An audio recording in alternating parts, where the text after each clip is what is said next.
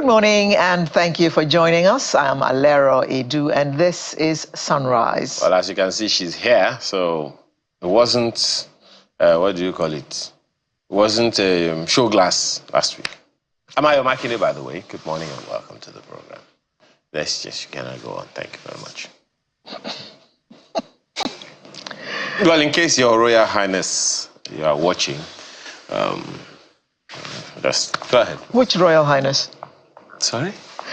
Our hearts go out to Nigerians and to the people of Borno State in particular regarding that flooding. I mean, I have seen floods, but it was a deluge.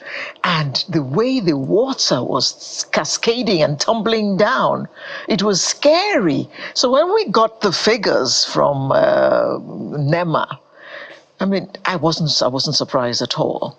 If anything, there is this thing that, is bad.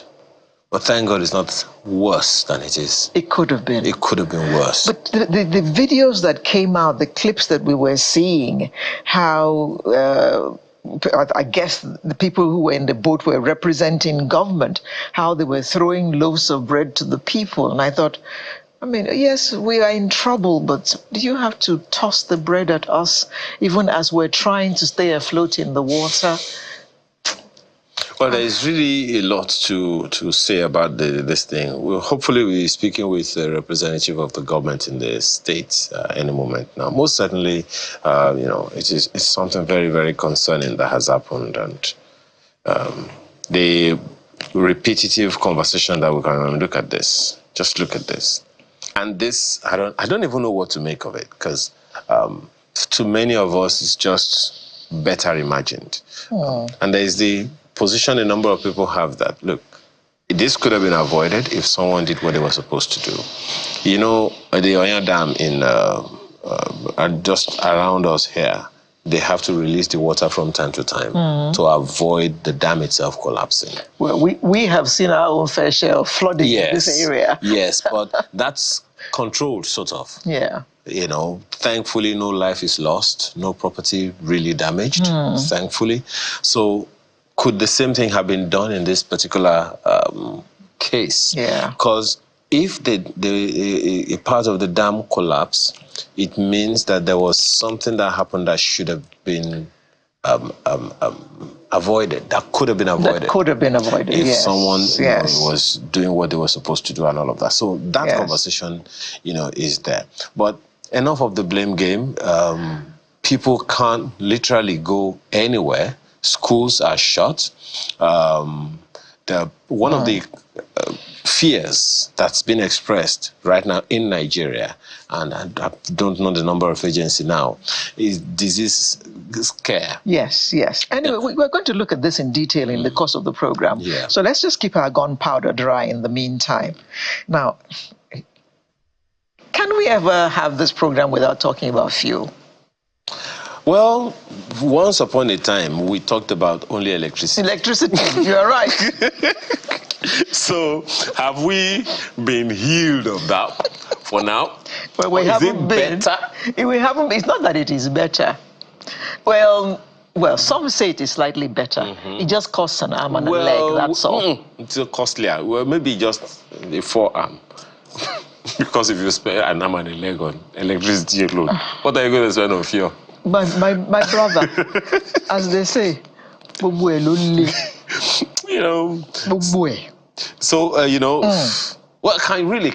do you want to say about it? You just came back. You don't even know what we're going through. Yeah, well, I can see the queues. You can only see, I experience what we experience.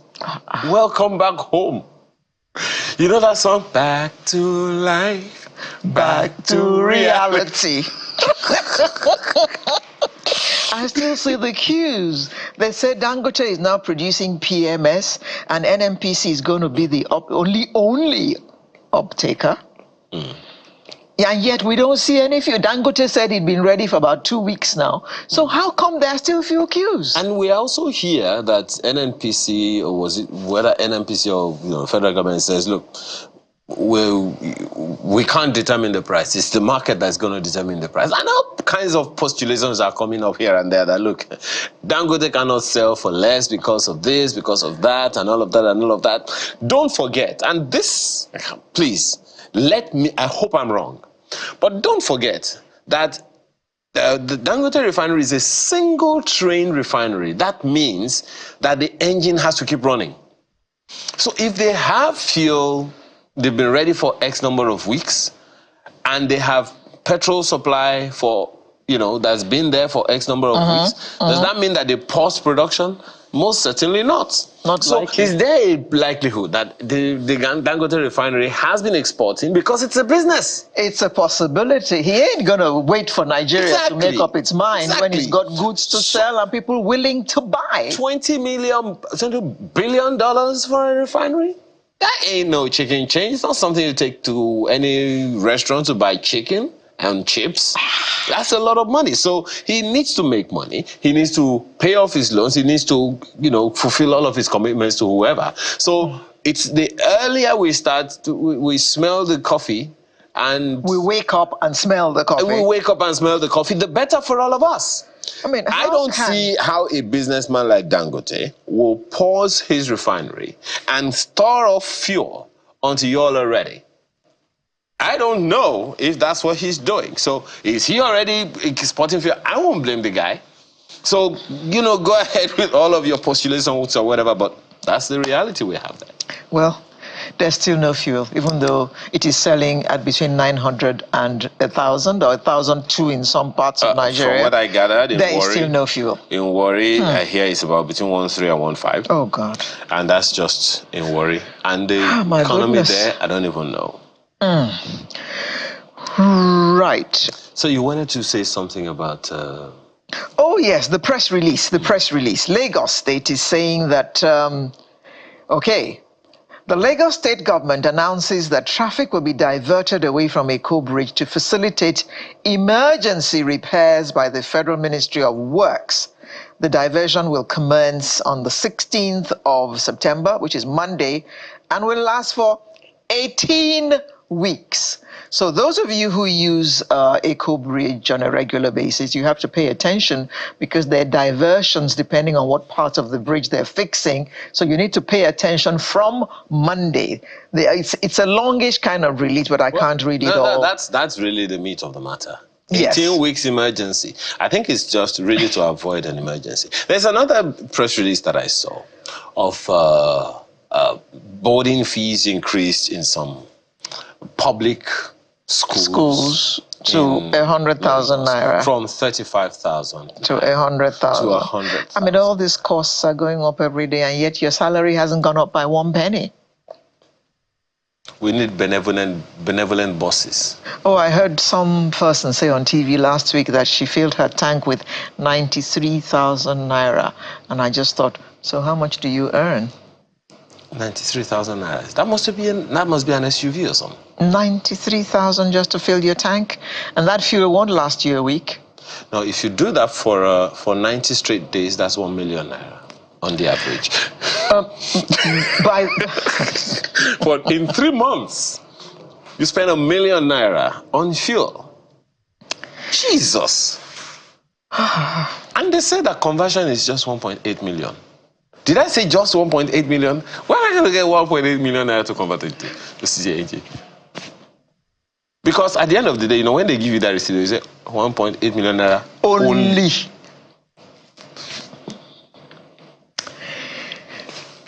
No comment. No, please unzip. And is there anything else on? No. Okay, we'll be speaking with someone, a representative from Borno State shortly, as soon as we have not just the signals, but as soon as we are certain that everything is ready. In the meantime, of course, that's going to be our first conversation this morning, the flood disaster in Borno State. And then it'll be followed by Lagos Food Security Initiative. Yay! Okay, now we'll be chatting with Erelu of Lagos. You'll find out what that is about. And then our lifestyle segment is how you can balance your work and your life. you are working and you're also living, how do you balance the two? How do you make the best of that situation? Is our artist of the week this morning Shaggy? No. Or RMD? Or King Sunny Ade? We're going to get Shaggy soon. But this one is a certain Mr. Jemede. Why did you have to let the bag out of the cat? Well, the bag out of the cat. Okay, all right. So please do me that favor, grab your cup of cocoa. Or cocoa, and, whichever you prefer. Whichever you prefer, and make it steaming hot. We'll be right back.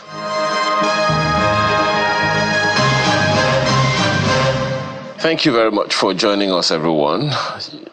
The United Nations says about 414,000 people were displaced by Tuesday's devastating flood in Maiduguri, the capital of Borno State. The head of public information right there in the UN Office for the Coordination of Humanitarian Affairs, Anne Weru, said the data was collected from NEMA, our own NEMA, the National Emergency Management Agency, as of September 11, 2024. And NEMA's records also show that, unfortunately, we've lost 37 lives and 58 people sustained a lot of injuries. We also heard from the governor that quite a number of people, numbering about 100 million or so, 100,000, have been affected by the flooding. Let's have a quick conversation this morning with the Commissioner for Education, Science, Technology and Innovation in Borno State, Lawan Wakilbe. He joins us live from Borno State. Good morning and thank you for joining us this morning.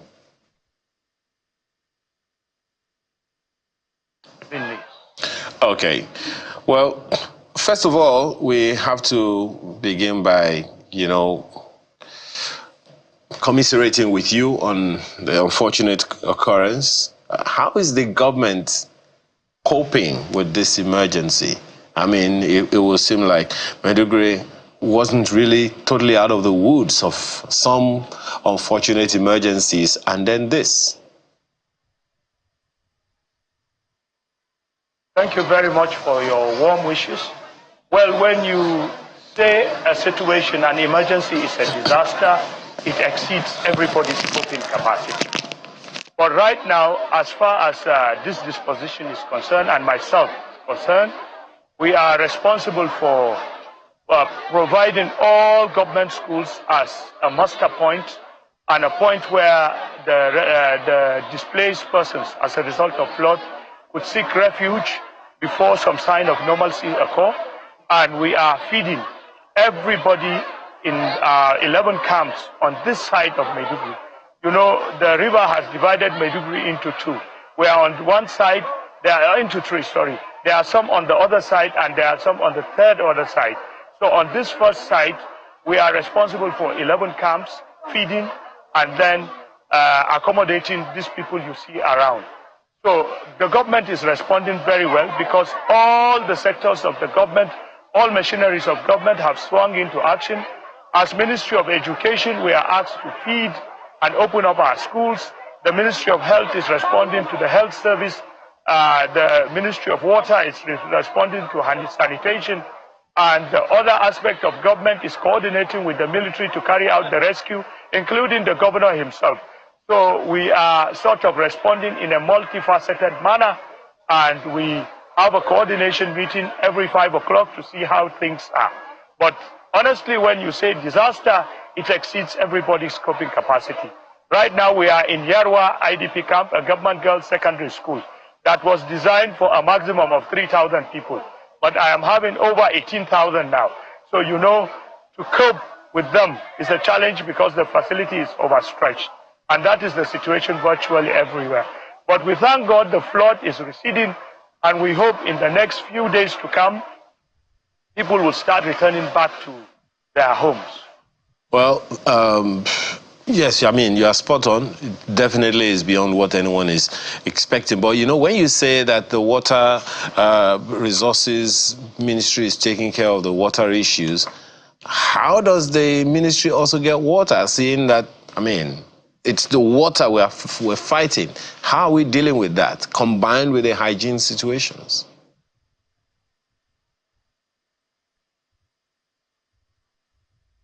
Can you hear me? Honorable Commissioner, can you hear me? Yeah, I can hear you now. Okay. I said, how are you coping with the water situation, seeing that it's water itself that we are contending with, combined with hygiene problems? Well, the Commissioner of Water Resources is coordinating water. They are bringing in water in tanks. They are bringing, partners are also assisting. When you look around this camp, surface water is also brought in. You know, there's a portion of Maiduguri that is not affected. So most of the supplies come from there. The water supply in the school is overstretched. Like I told you, it's meant for only 3,000 now, and we are coping with 18,000. So the Ministry of Water Resources is responding to water. The Ministry of Environment is responding to the environmental issues. You know, we have to take a multifaceted approach. We're told that about 414,000 people were displaced from their homes. How is the government coping with so many people?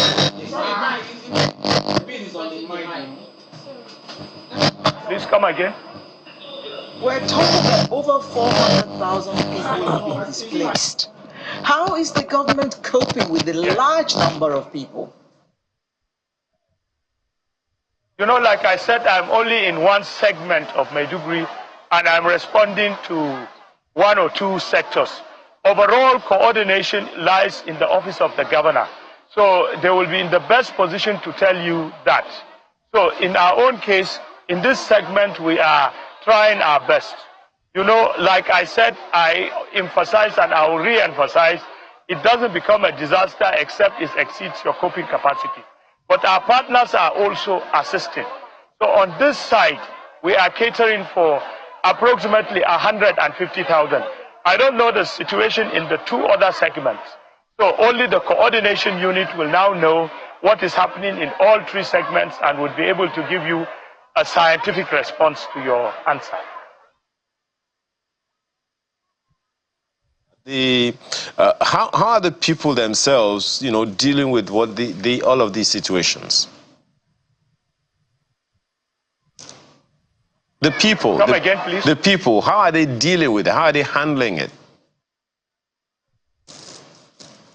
You mean the victims? The people, yes, the people who are directly affected. Naturally, with despair. When flood comes, destroys your house and your livelihood, and you come back to a displacement camp, something we thought we have kept it behind, we have choked it down to history. If it repeats itself in any form of disaster, naturally they will be at a state of despair, shock and despair. But in any case, it's the will of God. So we will take solace in the will of the Almighty. But they are actually at the state of despair. And as government, we are trying to respond and comfort them in the way we possibly can. We can see you are in a dry part of Maiduguri, and obviously life has been completely disrupted. Children are not going to school, economic activities have come to a halt almost. When do you envisage that things will start returning to normal? Well, it's difficult to say. You know, all major floodways have been, the volume of water in all major floodways is full. Maiduguri is connected by two rivers, the Ngada and the Yazaram, and both banks are full. So we are relying on seepage and we are relying on our flood control mechanism to now divert the water. So it will be difficult to say, but some parts of Maiduguri, water has significantly receded. In the case of children not going to school, when the flood committee warned the ministry that there is possible dike failure, the ministry took a proactive action by closing all schools for 2 weeks. So we are assessing the situation. by Monday the 22nd, by Sunday the 22nd of September, if situation doesn't improve, we'll extend the holidays. But if it improves, we'll go back to the... One part of the market has opened, but the remaining part is still flooded. And you cannot cross to the third segment, which is the University of Maiduguri area. It's very difficult, except if you use boats or special vehicles or special excavators that were provided by the government. So complete normalcy will take some time, but partial normalcy we hope in the next 1 week to 10 days, God willing. There are a lot of mouths to feed because a lot of people have been displaced. Approximately how many people are in each of these? First of all, how many camps are there? And approximately how many people are in each of the camps? The camps I am responding to are those that are within schools. We have 11 camps, approximately 120,000. There are other camps that are in uncompleted housing estates. Those ones, the State Emergency Management Agency and partners are responding to them. Our saving grace was that when we opened school, the governor provided every funds for the school feeding system, and we stocked food. That was what we used for the first day's response. By the second day, government gave us food, and we are feeding approximately 120 mouths. And I am using 15 school principals with a complement of 300 cooks from public secondary schools. This is on the 11 camps I am controlling. So I don't have a general idea as to what SEMA is doing. Then the governor also set up a high-powered committee to the other segment of Maiduguri facing the Lake Chad Research Institute on our eastern axis. Then another team is responding on the western axis also towards the university and other places. But on this side, in schools alone, we are responding to 120,000. It's a very difficult situation. Our principals, our cooks are exhausted because we continuously cook 5, 6, 7, 8, 10 times as the case may occur. And it's a common sight to find new arrivals. As soon as government rescues, they bring them to safety to this part of the camps. You plan for 10,000, before evening you will have 14 to 15, and you have to make arrangements. So we are pushing. We hope our strengths and our bodies will not fail us so that we respond to the plight of our people. Well, you know, one of the scares, so to speak, that came up, I really don't remember who exactly made that comment earlier in the week, about the fear of diseases and disease outbreak, which leads to the question of hygiene. You know, how are you dealing with that one? How are you dealing with the issue of hygiene? In the camps we are now, the State Environmental Protection Agency has sent agents. Partners are trying to build emergency latrines. You know, there are so many. 18,000 in a school meant for 3,000. Wow. And most of them are in despair. Some of them are villagers. Some of them don't have orientation. Some of them don't have good toilet practice. It's all kinds of challenges, but we will respond to it. You know, there are lessons learned in every situation. Our situation today is better than what it was yesterday. So each time there are lessons learned. So I am seriously appealing to partners. Any partners that ask us to help, we'll tell them to handle that hygiene and wash aspect of it. We are having a sanitary crisis. You know, we had a lot of menstrual crisis and all this, but we are gradually responding. So the hygiene and wash aspect of it is the biggest challenge. It's easier to feed, but you know, to keep toilets clean, to provide emergency toilets in such notices is difficult. But we are trying, and we are orienting them of dangers of diseases when it comes to open defecation and the rest. We saw the governor himself distributing some stuff to some people, but because of the huge number that is involved, we're hearing that some people are complaining that they've been abandoned. The problem is, you know, crisis or emergencies comes with all nature of problems. Some of them are not even victims. They come just to get free items. Oh. And a lot of that have come and infiltrated into the camp at the expense of the real victims. So we have tabled this problem to the coordination team that they should look for mechanisms to now weed out the dishonest from the honest. And unfortunately, the ones that are not affected are the able bodies. So you find them fighting and struggling for everything, while the real victims are the vulnerable ones. In the case of feeding, we have identified group leaders and we give them food directly. So we are coordinating with SEMA, NEMA, and the CCMCs and the partners so that the target will be the actual vulnerable group. You know, response takes time, especially in short notices like flood.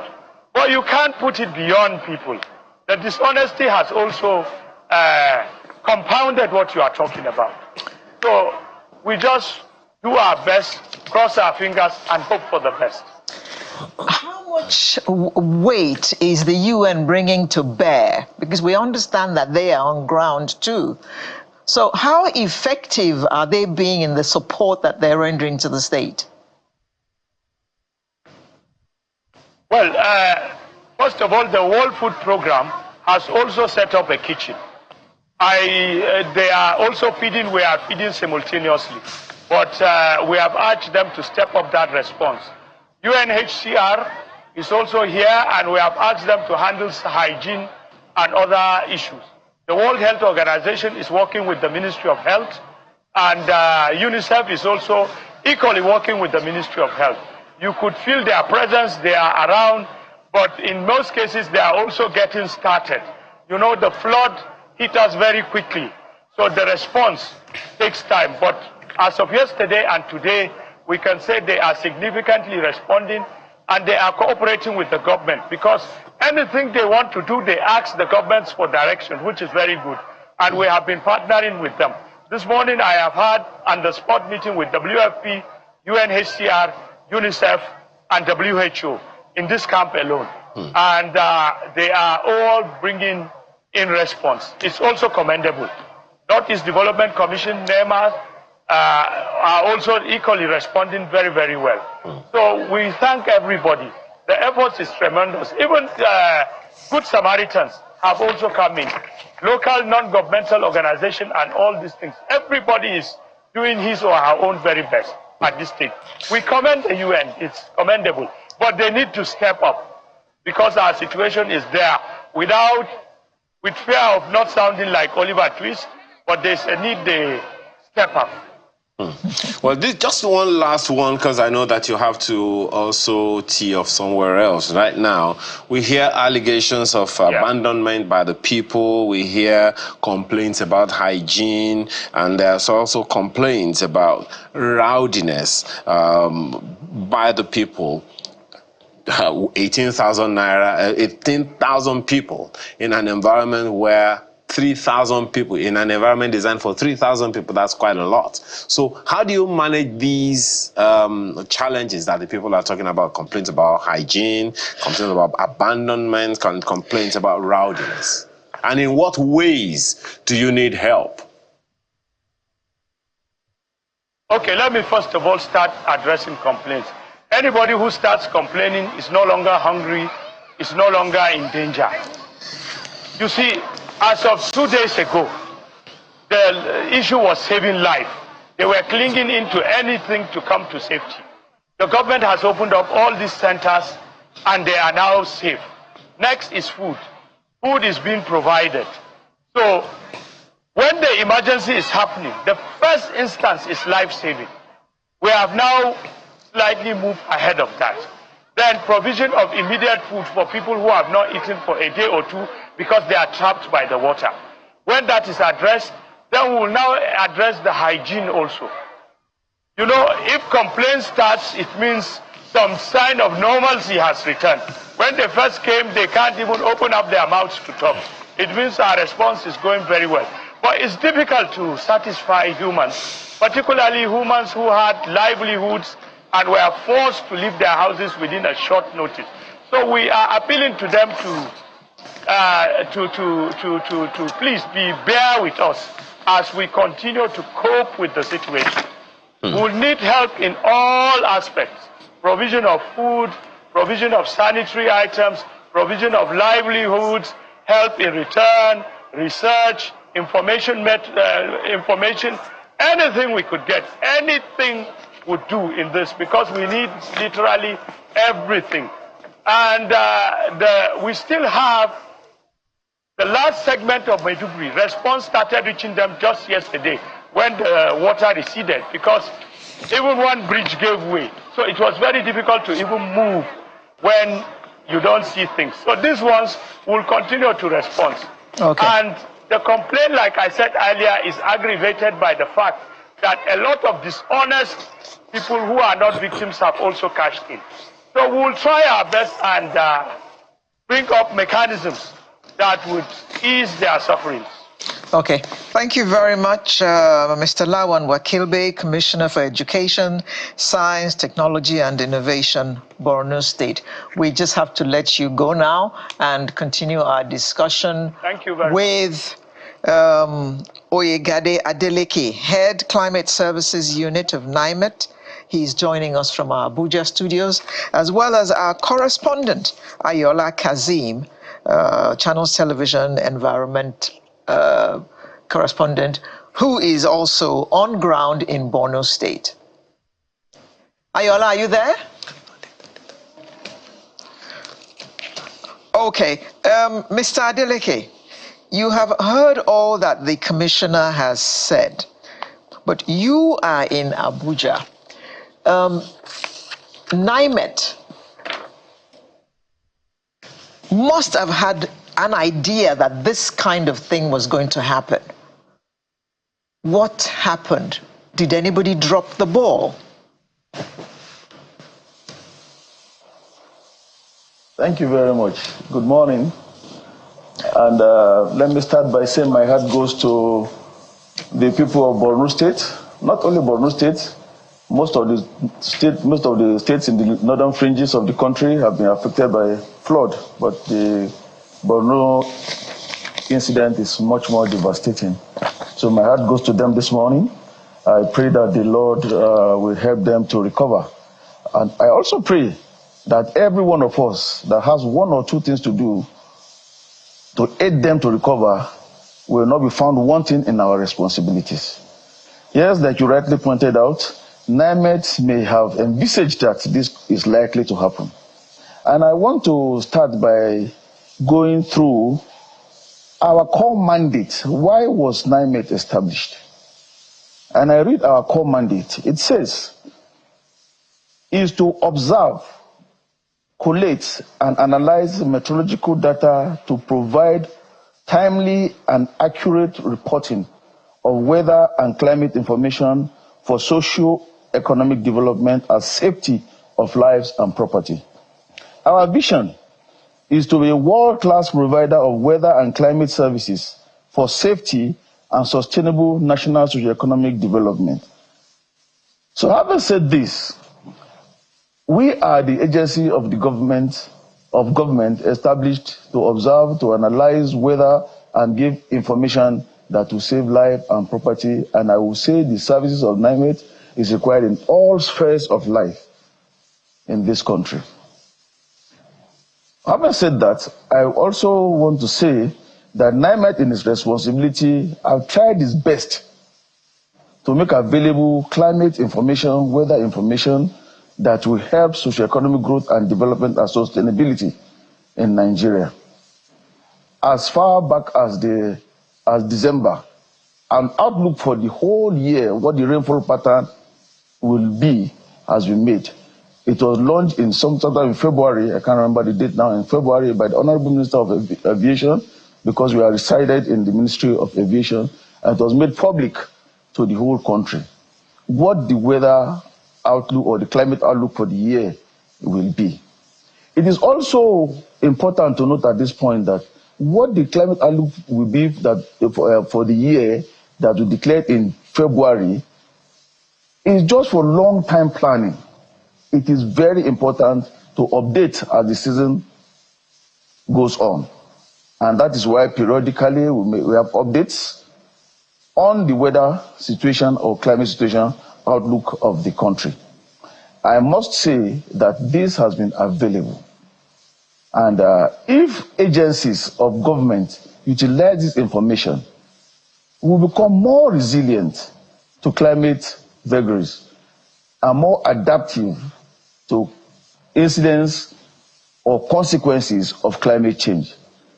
So you see, climate change is already with us. Such consequences will always come. Like my colleagues will say, the damage done to the ozone layer that is causing climate change already, even if we stop all that damage now, it will take at least 2,000 years for the ozone layer to recover completely. So that climate is changing is non-negotiable. Climate change is here with us, and the consequences are here with us. But how do we make the best of the situation? We have to use climate information and become climate Mr. Adeleke, I do beg your pardon, but I want you to start at the very beginning, because I'm sure there's still some naysayers who don't believe in climate change. Can you just tell us exactly again what climate change is, what it means for us going forward? Okay. Literally, climate change, as the name implies, is that what climate used to be is not what it is again now. I'll give you a typical example. When does rain start, or when does the onset of the season start before in the south? For example, in the south, long years back, onset will have started. People could go to their farm and do their planting by March, April. But now it's no longer the same. If you go to do your planting by March, April, you are likely to experience crop failure. So, you need what the climate is now. It has changed from what it used to be. What is it now? When does the onset occur now? We see that onset occurs now, even in the south, around May. Incidents of dry spells that were occurring for 3 to 5 days are becoming prolonged because of climate change. The next question will be, what is causing the climate change? A lot of human activities that are detrimental to our environment is causing the globe to warm. It's causing the earth to warm. And so the climate is changing. Global warming results in climate change. And basically, it's activity of human beings that has caused the climate, the globe to be warming and climate to be changing. The use of fossil fuel, release of carbon dioxide, and other gases like methane that help to deplete the ozone layer. When the ozone layer is depleted by these gases, much more insulation comes from the sun into the earth because the ozone layer is perforated by these gases. When that happens, the earth becomes much more heated. In the evenings, when this insulation is supposed to go back into the atmosphere, unfortunately, some of these greenhouse gases trap it in the atmosphere of the earth. And so the heat intensifies in the earth. All these work together to cause climate change. And when climate changes either positively or negatively. What do I mean by that? When I say climate change, it doesn't mean that the temperature continues to rise. No. In areas where temperatures are not very cold before, they become cold. Some areas, temperatures are not very hot, they are becoming much hotter. Night temperatures were normally very clement here, but now they are becoming almost as hot as the day temperature. This is climate change. And NIMET, too, is the agency of government that will tell the direction of change for every region of the country. Is it getting warmer here? Is it getting cooler here? And of course, by that information, advisory is given to be able to cope with the consequences of these changes. You said as part of your core mandate, one of them was to inform states as to the predictions of weather, weather changes in weather patterns and all that. I assume that you do this as efficiently as you can, but it just happens that maybe some people are not paying as much attention as they should, because you have told us that the rains are not going away yet. Even though when you were telling us about climate change, you did say that the patterns have changed. Because normally, when I was little, by this time of the year, September, middle of September towards October, you begin to see the end of the rainy season. But you have told us that there's more heavy rain coming and we're going to see more floods. Is it that people are not listening to you, or they're not paying the kind of attention that they should to the things that you tell them? Well, thank you very much. I don't want to play a blame game here. What I just want to say is that the information from NIMET is available. Even for this current intervention in Borno State and other states affected by flood, NEMA has been trying its best, and all other agencies have brought interventions one way or the other. They have been doing very well. I would advise at this point again that particular attention should still be given to the outlook for the days to come, and the advice is used. Because if we pay attention to the outlooks for the days to come, we'll be able to ameliorate the suffering of the people, even if the situation arises. Yes, if the quantity of rain or amount of rain that will come down is known, it cannot be stopped. But measures can be taken to reduce the suffering of the people. For example, in Borno State, it will be very important for the dam managers in Borno State and other states to pay critical attention to the outlook of rainfall for the season. There should be close collaboration with NIMET, because this information is so that they could know what they should do about their dams. I am not a dam manager, but I imagine that dams are designed to release water at some point if you anticipate much more water coming down. If you anticipate much more water coming down, some restructuring or reinforcement need to be done.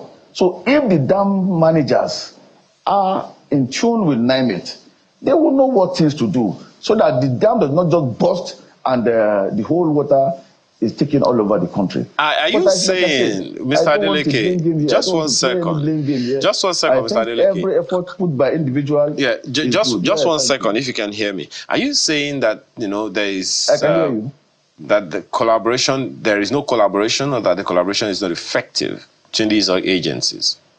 No, collaboration there is collaboration, but it can be improved. It can be improved. So you think that it's that ineffective or inadequate collaboration that could be responsible for this disaster? Yeah, you see, the information dissemination is very important. I am saying the information is available in NIMET. What amount of rain you expect in a few days, in 3 days, in 7 days, in the month to come, in the season to come. It is available. So if the collaboration is improved, those who are responsible to do one thing or the other will do it. And so the consequences may not be as dire as we have it now.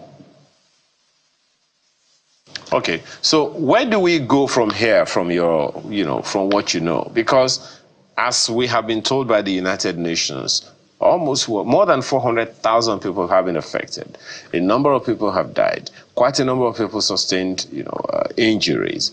And from information available from NIMET and other, I think, even the meteorological agency, some rains are still being expected. So where do we go from here? What are these? In what ways should this collaboration be improved? Maybe we put it better.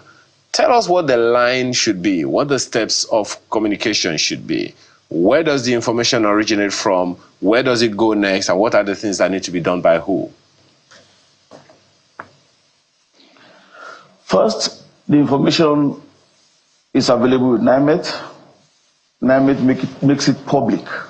But I would advise, for much more efficiency, there should be great collaboration between state governments and NIMET to ensure that the message or the information generated by NIMET gets to those who are to do one thing or the other.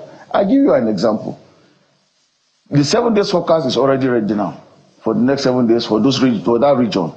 The 3 days forecast is ready for that region. The 3 months forecast is ready for that region. It must be taken down to those who do one thing or the other. It's not enough to put it in the public domain on a Twitter handle and so on and so forth. I mean, deliberate efforts. I'm talking of something deliberate must be done. The states must deliberately collaborate with all their agencies of government that needs to do one thing or the other to ensure that each state is climate smart. So I still emphasize great collaboration. You see, the unfortunate thing about climate information is unfortunate about climate information that it is perishable. If you don't use it at when due, there's not even need to have the information. It's a perishable information. So the collaboration must be constant. We must be constantly in tune with states and their agencies that are responsible for making each state climate smart. That's what I have to say concerning that now. Okay. Mr. Adeleke. We can't have enough collaboration. We can't have excessive collaboration. We are in the southern part of Nigeria. And we are feeling unusual weather. The weather is cold. It feels damp. And I am assuming that that is all as a result of climate change. NIMET has told us that there's more heavy rain coming and we're going to see more floods. When does NIMET foresee that the rainy season is going to end this year? Thank you very much. Let me start from your first observation on how you feel in the Southwest. There's what we call the little dry season in the Southwest. The Southwest have a dual peak of rain season. The rains will have started by April, May. By July, the first harvest is being done, and there's a dramatic reduction or drastic reduction in the amount of rainfall, accompanied by cool temperature, the one you say you are feeling now. However, soon after this spell, there's going to be the second peak of the rain in the Southwest. That is why we say the people in the Southwest, the rain is still coming. The second peak is still coming. They have a dual season in the Southwest. So what you're experiencing now is the little dry season. The other peak of the rain in the Southwest is still coming. In the North, they have just one peak, and they are at the period of their peak now. Hopefully, by October, the rains will start receding. By the end of this month, the rain will go down tremendously in the North, and it will peak in the South. So it is the right time for the South to begin to take measure, Southwest especially, to begin to take measure that will make sure that the consequences of flooding will not be as drastic as we have in the North presently. For example, all drains must be cleared. That the second peak of the rain will come in the Southwest is as sure as the day will break tomorrow. So this second spell will take us till when? By end of October? No, by October in the North, the roads will have been going. And in the South, depending on the area what area you are in the South, for even up till November, we'll still see some rains in the South. November? In the southern fringes of the country. In November? When we should be heading into Harmattan? Yeah. Well, in the coastal area of the South, we are going to have some rain even in November. So the climate has finally shifted. Give up. Yeah, I told you already when I started, the climate has changed already. We have to know how it has shifted and how to maximize our productivity even in the face of climate change. You know, at the end of the day, Mr. Adeleke, everybody looks to government, federal or state. As you have told us, there are limitations to what NIMET can do, get the information and dispense them to the people who are supposed to take adequate action. Now, most of the time, when these information come both from NIMET and the meteorological and NAME and everyone else, they say that it's going to happen in this state and in this state and in this state. And they listed the number of communities in which are also supervised by states. So essentially, the onus is still on the states. The buck still stops at the table of the governors. Is that what you're saying? Well, yes, yes, I think that's what we are saying. The information by the federal, we are responsible for providing information at the federal level, and we do that.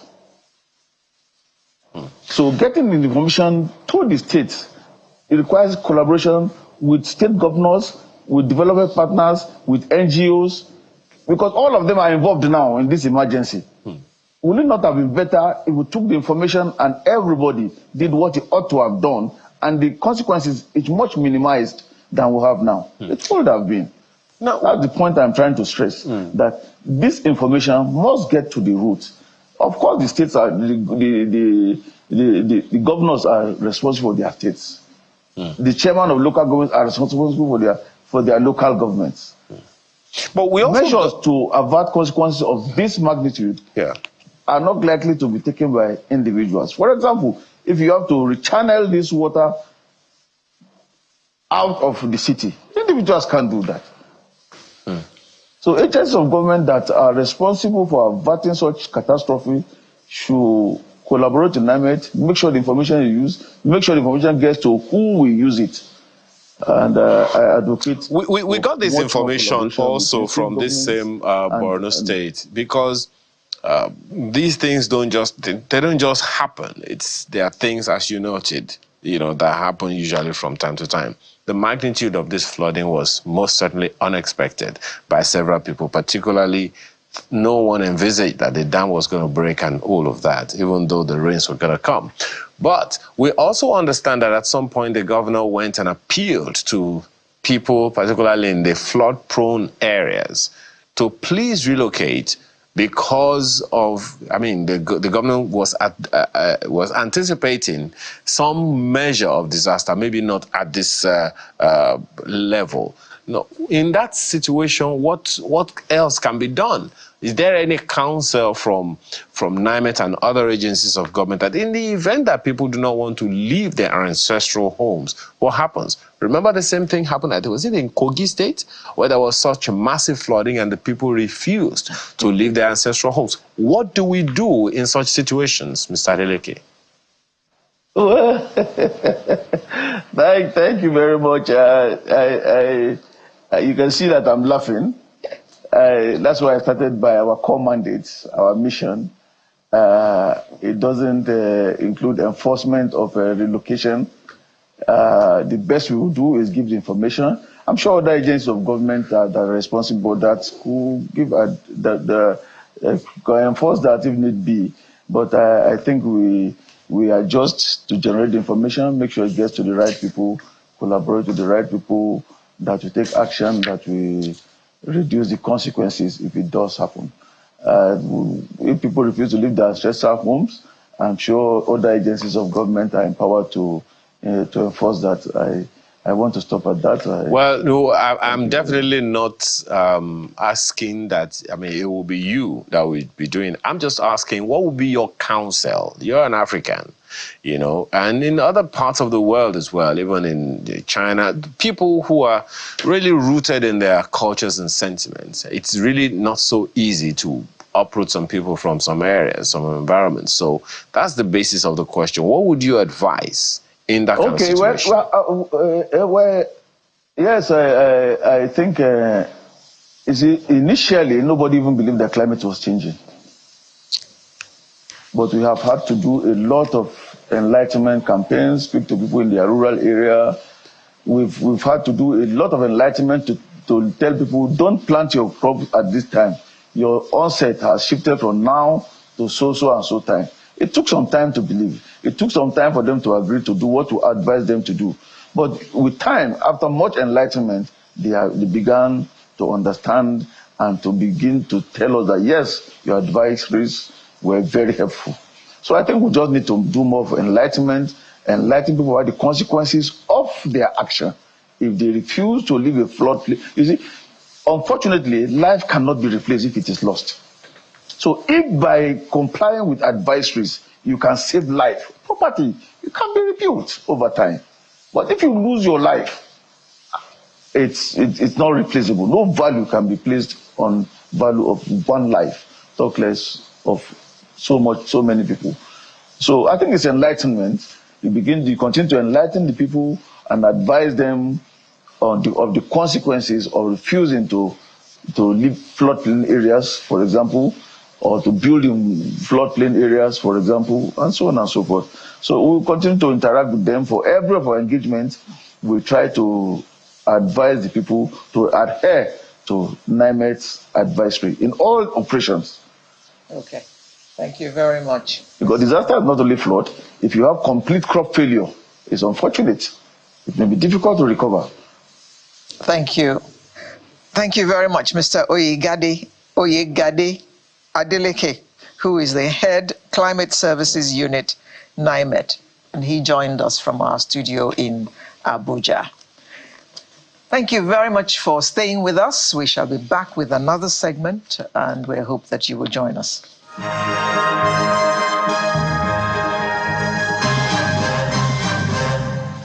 Thank you for staying with us. Now let's talk food security. Agriculture as an indigenous occupation in Nigeria has gone through various phases of development and evolution. This spans 3 phases, from pre-colonial to post-colonial and then development. According to the Central Bank of Nigeria in 2016, the sector in the 1960s contributed 85% of the Nigeria foreign exchange earnings, 90% employment generation, and about 80% to gross domestic product. Available data also confirms that at independence in 1960, the contribution of agriculture to the GDP was about 60%, which is typical of developing agrarian nations. Now let's have a chat with the Lagos State Commissioner for Agriculture and Food Systems, Abisola Olusoya, who joins us via Zoom. Good morning. Good morning. Good to have you with us. Well, thank you. There you are. I can see you now. Yes. Now, Lagos is I'm not talking about landmass now, I'm talking about population. Lagos is a big state, and there's a challenge of feeding the 20-odd million of us who form the population of Lagos State. So how is the state dealing with that particular challenge of food production and supply? Thank you once again for the opportunity to be on the show this morning. 20 million odd people, as you said, it's not an easy feat. And as a state, we understand our role in the value chain of food. Considering the geographical location, the demography, and the context in which Lagos finds itself, production as a whole would be just about 20%, whereas the remaining 80% of the food needs of the state will be coming from outside of the state and from imports from foreign countries. The key to all of this and the harmonizer to all of this effort in terms of getting the food to the people's homes and to people's plates is in the reorganization of markets, which the Lagos State Governor, Mr. Babajide Olusola Sanwo-Olu, is pioneering. This heavy dependence on states, it is not something that can be erased. It's just like what you find in even countries such as Singapore that have a similar geographical limitation as well as human population mix. But where we find ourselves, like I said, we understand our place in the chain, and our place is largely in markets. It doesn't negate the fact that we must still continue to push for increase in production. You can have a very low land mass, but at the same time have very high yields. So investment in R&D, investment in ensuring that in places where you can even grow, you put in the technologies required for increased yields is paramount, and we are on this journey.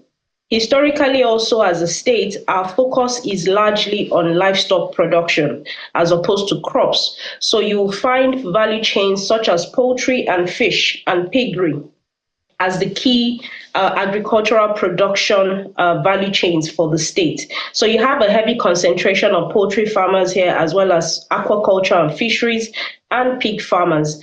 And you will see that in terms of the skewness of production, it is actually tailored more to this. But in recent times also, we are seeing an increase in uptake of those in vegetable production and crop production. So you have certain axes within the state where you have quite a clustering formation and a density of vegetable farmers. And we are continuously trying to also ensure that more people come into this frame, since we are also heavily dependent on other states for crops, because we always have this mindset of we don't have enough land for cultivation. But the truth is we do have land. It's just that we are not maximally utilizing those lands, and we're trying to encourage more private sector people to come into the space now to ensure that at least we can optimally utilize while still seeking for partnerships with other states to ensure that we're able to meet production needs. You mentioned that your attention is more on livestock than on crops. Yes. But there's the challenge of the cost of feed. Yes. How are you dealing with that? Yes. So, like I said, historically, the concentration has been on livestock. Feed has actually taken a huge knockout of a lot of poultry farmers and aquaculture farmers. Part of what we try to do from time to time, particularly when we also receive support from the federal government, and I think the federal government has been supportive in the last couple of years, releasing grains and what have you. We do push this and pass this on to our farmers, as well as in trying to ensure that they have ease to market, access to market, trying to ensure that in terms of helping with offtake of their products also, to ensure a proper recycling of funds also does happen. So we do linkages as well for offtake. For poultry farmers, for example, they have seasons where gluts happen, where they have abundance, but then demand is actually low. This would usually happen when children are on holidays and you have poultry farmers with excess eggs. We try to help with linkages to help to offtake so that they still have revenue. Yes, they do have excess eggs, where at times you see that they have to bury the eggs because there's no demand and the eggs are getting rotten and getting spoiled. Pause, madam. Pause. Yes. Excess, did I hear excess eggs? I mean, yes. Too many eggs? Excess. Yes, I'm sure if you go back, you can check online. There's a season of glut that does happen where farmers have to bury eggs.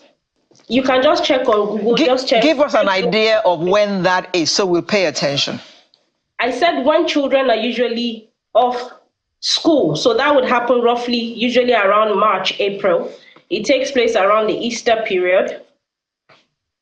That happens almost on an annual basis. Wow. Yes. Is it because, I'm just trying to understand. I know that there's a lot to talk about, but yes. Could it be a function of cost as well? Not necessarily. Okay, so why I mentioned the egg glut and part of what we are doing now, in as much as the question started with feed and feed cost, I was just trying to arrive at a destination as to what is the totality of, let's say, poultry production and some of the things that we try to do as a state to help around. Now, it comes as a function of demand and supply dynamics. You have seasons where schools are on a break.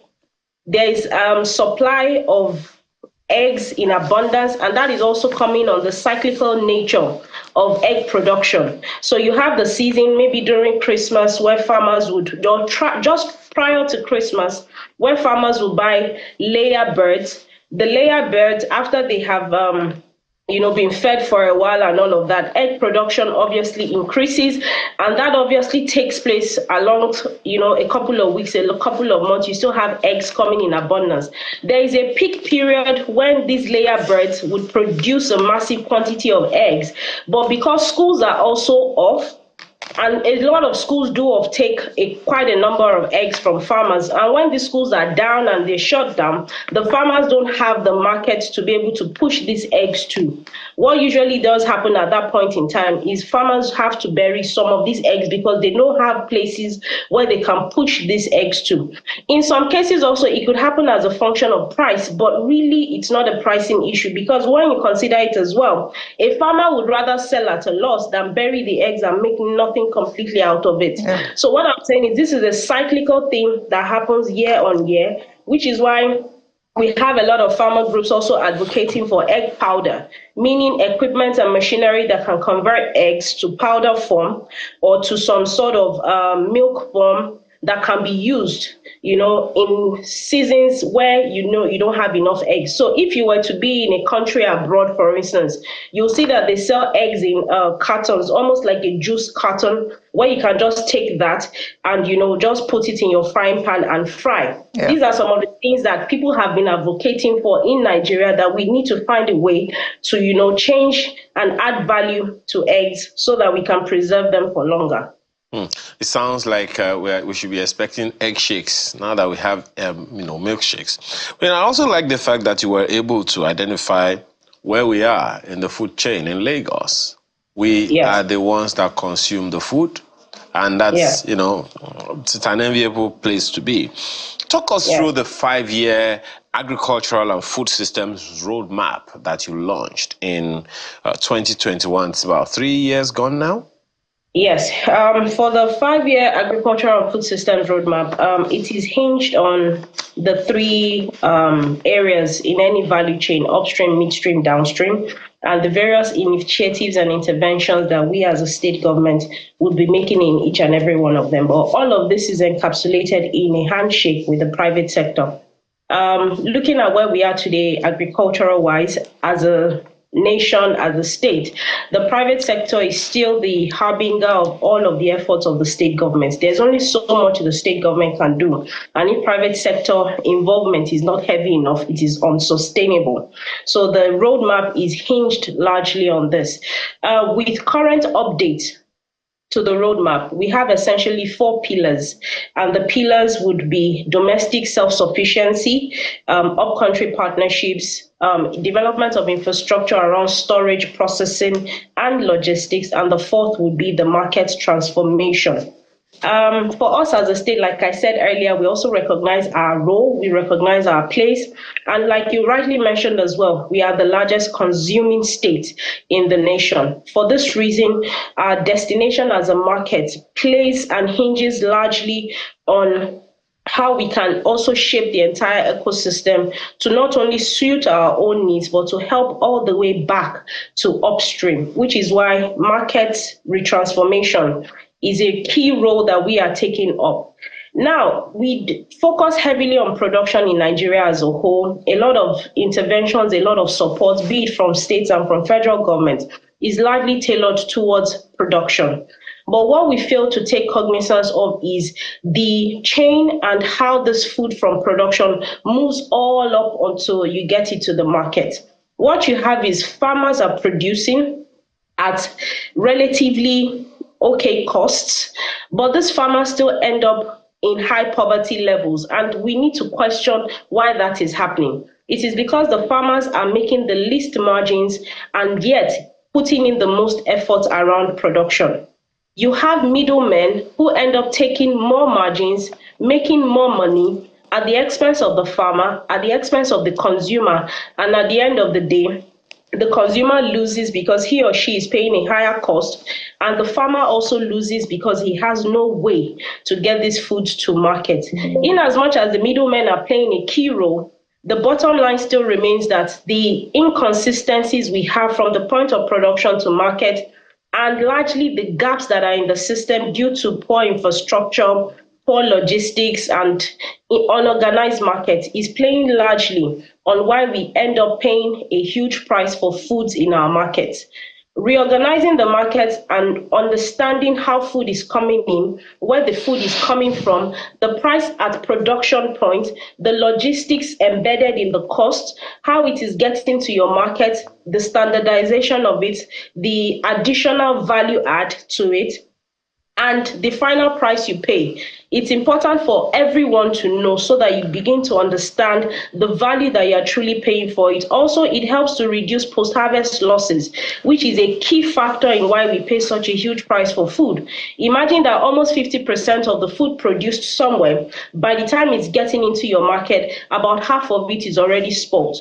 Remember, you still pay the price for 100% of the food items, even though only 50% of it is wholesome. So these are some of the things that we have recognized, and we understand our role in the entire chain. And we feel that if we can organize the end point, then taking it all the way back to the upstream, you'll start to see the needed changes, particularly around food pricing, standardization, and every other thing that would, ensure you have precision around production.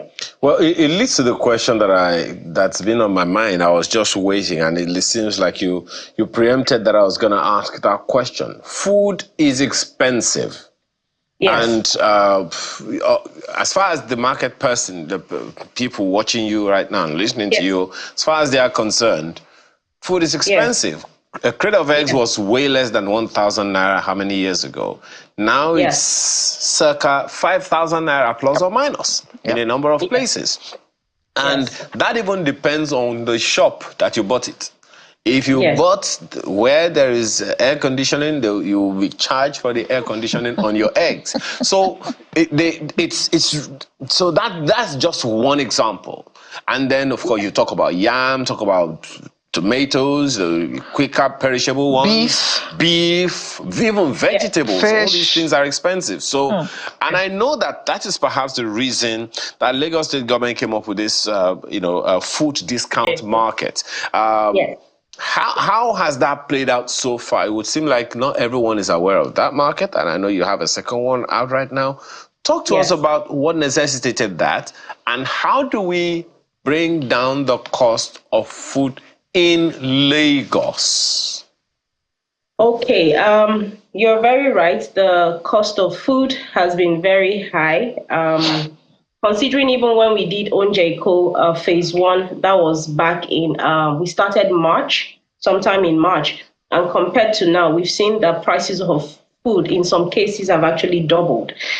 This was part of one of the initiatives that Mr. Babajide Olusola Sanwo-Olu felt we needed to push to the fore to help, palliate, all of the inflationary dynamics, around food. We kicked off phase 1, like I said, in March. We ran phase 1 for about 6 weeks across Lagos, but in some other locations, we actually ran it for close to 3-4 months. And then with the kickoff of phase 2, which we started off on 1st of September, the idea around that being a continuation of what we did in phase 1 was to still continue to support Lagosians, around the pricing of food, and not just support Lagosians in terms of consumption, but even our farmers, those that are into production, to continuously also give them the avenue to be able to bring foods, sometimes directly into some of these locations where we are holding the Onjeko. Now, when you say Lagosians or people don't know about the Onjeko, people do know about it. It is run across all of the local governments and LCDAs in the state. This time around also, we have included academic tertiary institutions into the fray. Civil servants are also being served, and we will continue to expand as we see the need for it. But remember also that we have a constraint around the quantity we can sell on any given market day. So in terms of the popularization of the initiative, we also need to be careful not to create an over demand, whereas supply is constrained. That would definitely create chaos. So We work with the various local governments, we work with their officials, we work with the CDC, CDAs also to help to inform more people. We have billboards, we have radio jingles that we have put out there for people to also get to know about the initiative, as well as our social media handles, which is the onje underscore Eco Lagos, for more people to also be abreast of the information. We have news channels like yours, also helping to spread the news around the initiative. But like I said, we also need to find a balance between not creating over demand for a constrained supply. Anyone coming into any one of these locations that we continuously put out there every week can only buy a certain quantity of food item any given market day. You can't buy more than 5 kilo of rice. You can't buy more than 5 kilo of beans or 5 kilo of gari. You can't buy more than 2 crates of eggs. You can't buy more than 2 kilos of tomato, 1 kilo of onions, 1 kilo of tatashe and rodo, and 2 loaves of bread. So because we are also working with local vendors, we need to understand that these are MSMEs. These are micro, small businesses that have also a limited capacity. We don't want to inundate and push a lot of pressure on vendors, whereas they start to also mop up from other vendors, and before you know it, the ability to reconcile accounts, the ability to reconcile quantities also becomes a problem. Also, the main players in this whole system are still largely civil servants, public servants, whose line of business normally would be more of bureaucratic paperwork.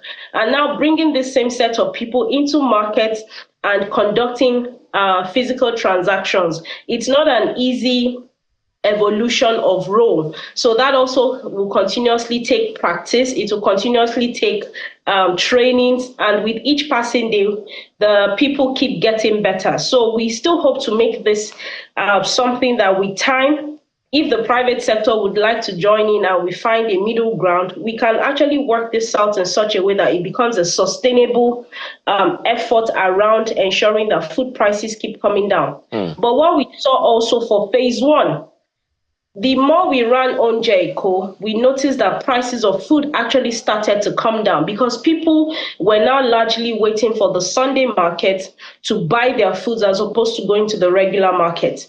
The idea is not for us to distort market dynamics or market pricing, but to ensure that those who are capitalizing and taking advantage of people start to feel the effect and start to bring down the pricing of food. If you can, my apologies, if you can quickly address that. Yes. It would seem like some people are just exploiting. Yes, which is one of the issues that the FCCPC was trying to take some people up on. Yes. Price gouging. Is there anything the Lagos State government can do about that? I know that some communities, some market leaders had gone around to say, look, your prices are too expensive, bring them down. Is this something that the government wants to systemize, or is this just something that's just going to, I don't know, talk to us about that. The thing is, you cannot gag people with a gag order and say, bring down your pricing. At the end of the day, it's still a market. You still want a free market to persist, but you have to do it in a way that it is more fundamental. And the fundamentality of all of this is, how do you push production in such a way that the food is getting to consumers with less middlemen, and they still have accessibility to consumers in such a way that the price point offering can be passed on directly to the consumer with less interjection of this middleman. That's the only way prices can come down. Just announcing and saying, bring your prices down, will not do anything. Now, I am not diminishing the role of the middleman in getting the food to your market. It's just that we've seen time and time again that middlemen tend to place a large sum on some of this food that are being produced in other localities. And, the effect on that for you and I is that we pay a higher price premium for it. What we have seen, and which is part of what we have domesticated, and the example I'll always prefer would be the Lagos State Fresh Food Hub at Mushi Dioro. This is a market space. Farmers do sell there. Regular market men and women do sell there. But because you have a mix of farmers and you have a mix of farmers and middlemen, the farmers can largely help to tailor their prices in such a way that the person who is just an ordinary buyer and or an ordinary trader would have to fall in line within the price point at which the farmer is selling to keep the prices largely down.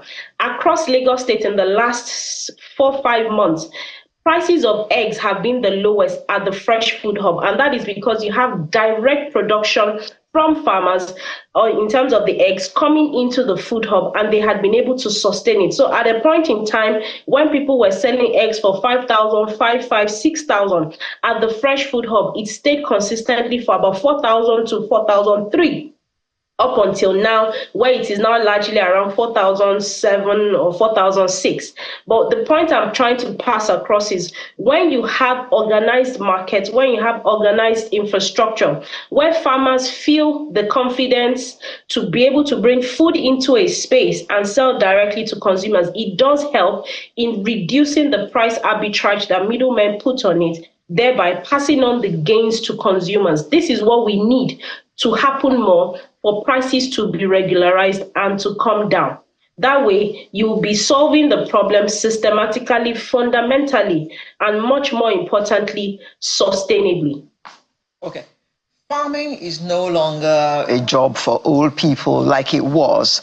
So a lot of young people are taking advantage of the fact that 200 million people have to be fed. There are approximately 200 million of us in this country, and we all need to eat. So how is Lagos State taking advantage of this fact and helping young people make a go of being farmers, whatever kind of farming that they choose to go into? Okay, so one of our sub-pillars under domestic self-sufficiency will be capacity building. This is where we have youth-tailored programs for such. We have the Lagos Agripreneurship Program, which has had its few kinks in the past.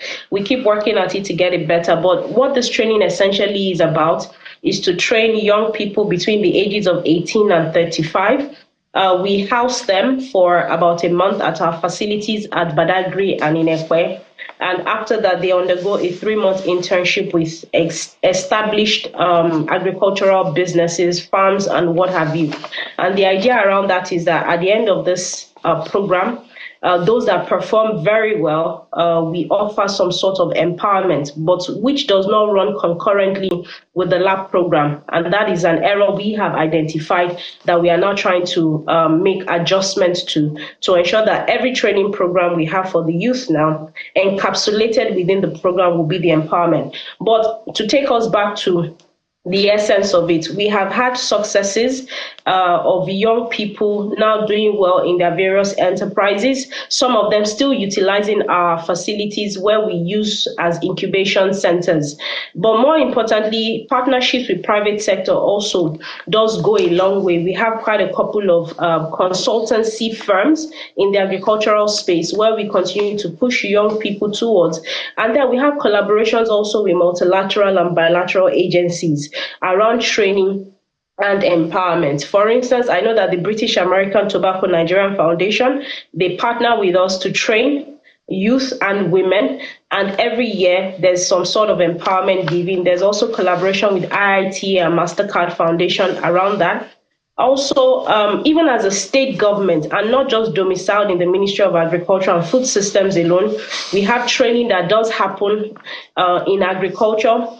Even in the office of the First Lady, we also have that ongoing in the Ministry of Women Affairs and Poverty Alleviation. I know that Ministry of Commerce, Cooperatives, Trades and Investments, they also try to tailor some things, particularly within the agricultural space.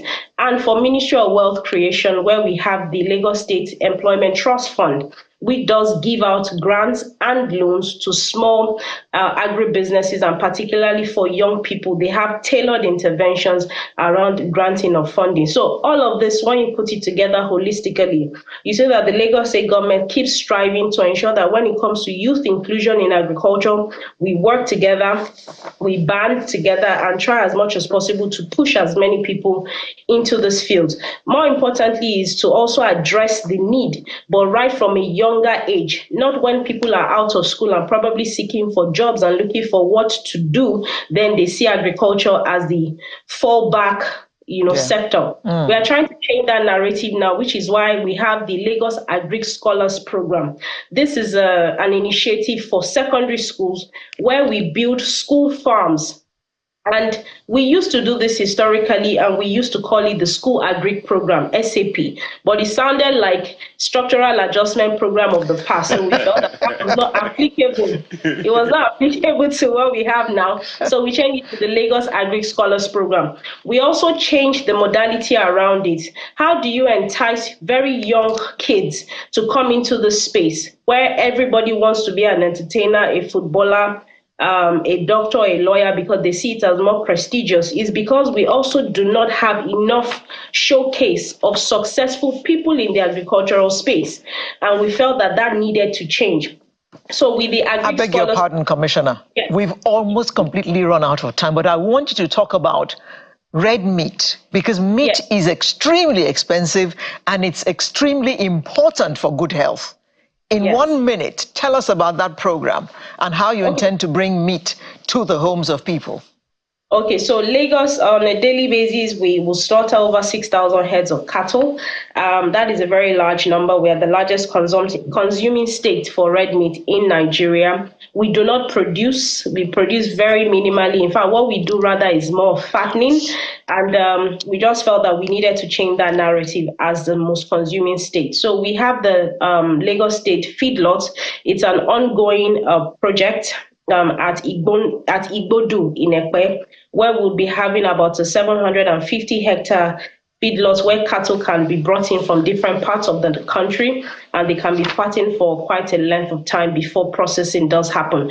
But before this program eventually does kick off, in the same breath, we are working around adjusting how the butchers, how they slaughter, how they process meat, how they market meat to you and I in a way that it is under hygienic conditions. So we have the Lagos State Butchers Academy program, where we are training young people to take up the artisanal part of butchery and to see it as something prestigious enough, and also educating farmers and educating the marketmen around how they can take care of cattle in a better way, as well as process it. That means the slaughtering in under hygienic conditions. We've also partnered with several private sector players around the logistics of red meat carcass. So you have cold chain trucks around Lagos. We used to have the Eco Meat van. That is still there, but we now have more private sector players coming in and investing in cold chain trucks for the movement of carcass around.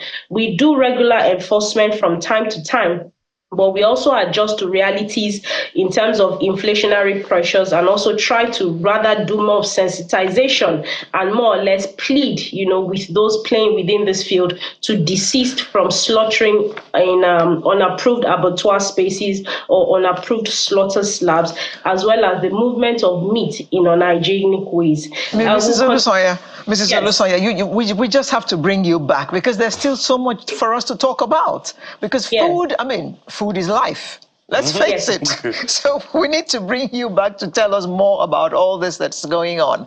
And I want to ask you one quick question. Are you fitting in area boys into all these programs that you're doing so you can get them off the streets? The truth of the matter is, I don't think when we use the word area boy, I think we are just largely speaking to people who probably feel that there's nothing going on for them and they have to resort to certain mechanisms around how to make money. But our processes and our systems, our programs are all encapsulating. We don't put caveats, we don't put excessive criteria. So long as you're a Lagos resident, you're within a certain age bracket, we try to include as many people as possible in our programs. Thank you. Thank you very much. Mrs. Abisola Olusoya, Commissioner for Agriculture and Food Systems, Lagos State. Thank you very much for coming to enlighten us today, even though you have to come back because the conversation is not over yet. It's just starting, actually. Thank you for joining us today. 6,000 cows. 6,000 cows in one city. The governor, a Lagos State governor, said once that we spend about 6 or 60 billion naira every day in Lagos on food alone. How much is mine in that? 25 million people and counting. Okay. Sunrise will be right back with another interesting conversation. Do join us.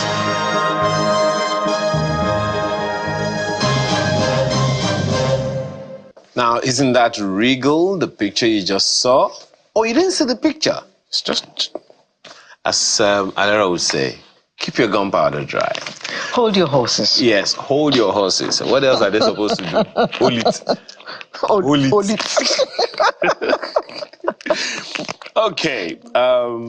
My first encounter with our guest, was to talk about culture. And it is something that she continues to cherish.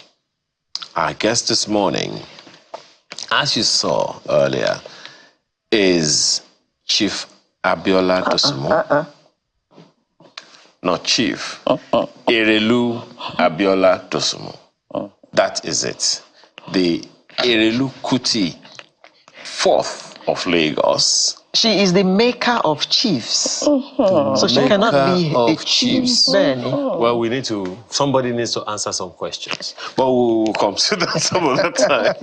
Thank you so much for being with us this morning. It's a pleasure to be here. Now, for those who don't know, that is also education. Because a number of people just wonder, hey, chief, and all of that, without necessarily recognizing. So you are not just the maker of chiefs.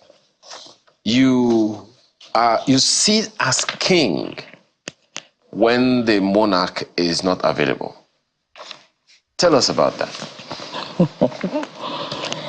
Well, that's why really history should be taught at school all over again. It should, really. Absolutely. But I hear they're bringing it back now. Well, that's or is it a rumor? I heard. Well, I hope it's not rumor.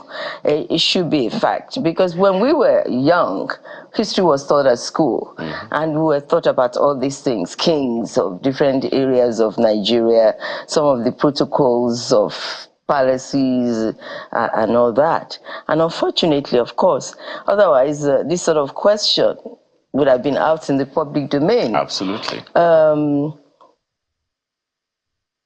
My position has to do with the history of Lagos. My position, the Erelu Kuti, the 1st of Lagos, was the one who gave her crown to her son, King Ologu Kuteri. Usually your right to the throne is through your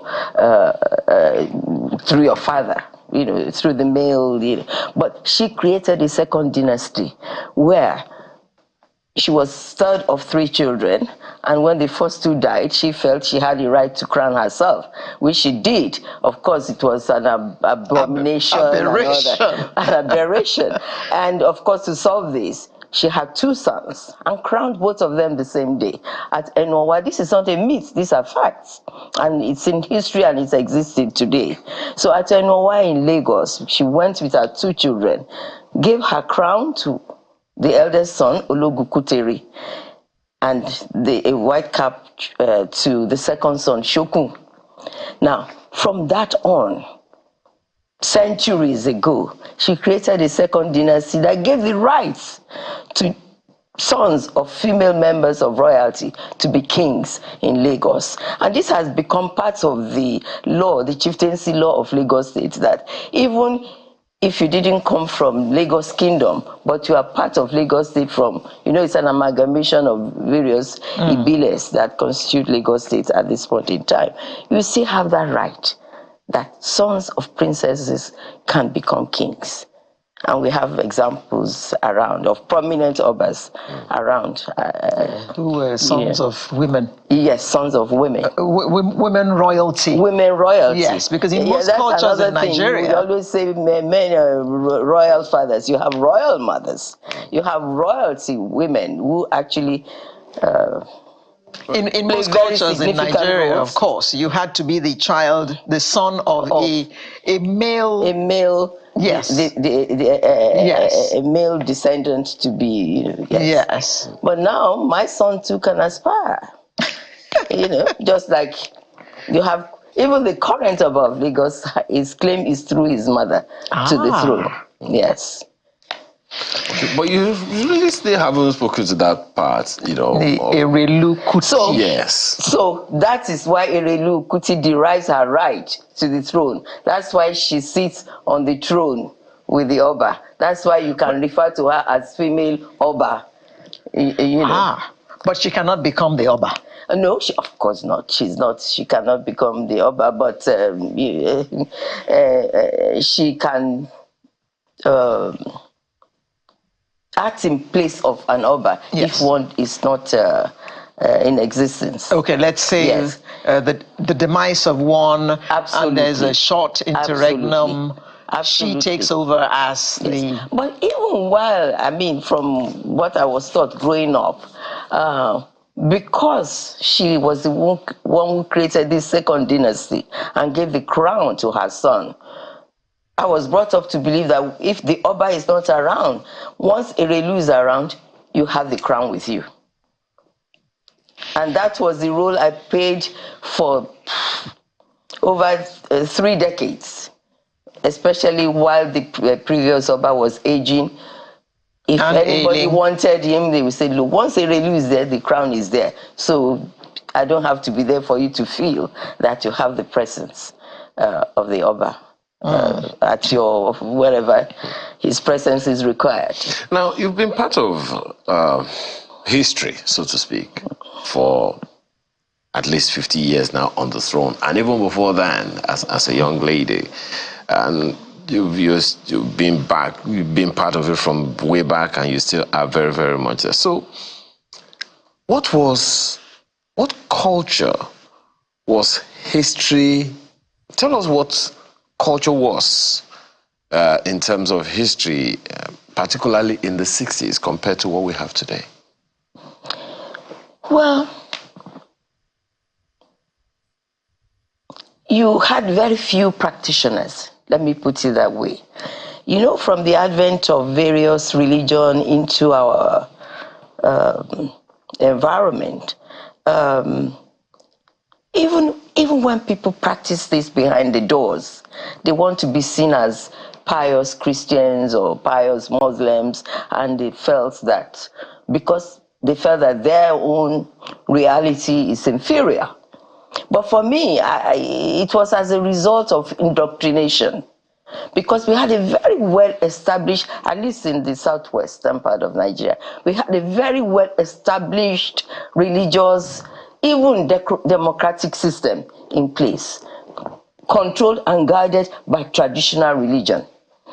And unfortunately, our religion was castigated to be demonic, unacceptable, not the norm. Native. But really, long before the colonialists came, at least in Lagos, we had a very established government system, almost democratic.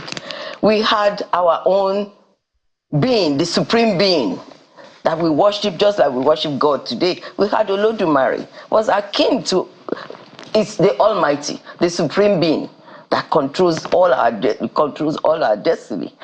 That was the system in the Yoruba culture. And then, of course, you had the Orishas. What are the Orishas? That's Orisha. What's the meaning of Orisha? Do you have a word in English that's called Orisha? Orisha, but it's been demonized as something negative. But Orisha are people that were specially created, anointed, and blessed by the Almighty. If you talk of Oshun, Oshun was such a special woman, and that if she intercedes for you to Olodumare to have babies, he would probably accept her intercession rather than coming from you directly or some other lesser mortals. You know, we had all this system in place.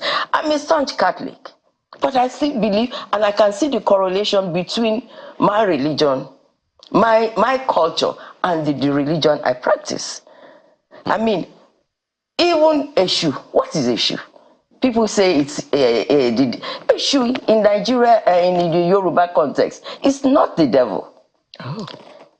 Yes, it's not the devil. He has his own positive roles that he plays. It could be naughty, it could be mischievous, but it's more of a guardian than a destroyer, like the devil. Okay.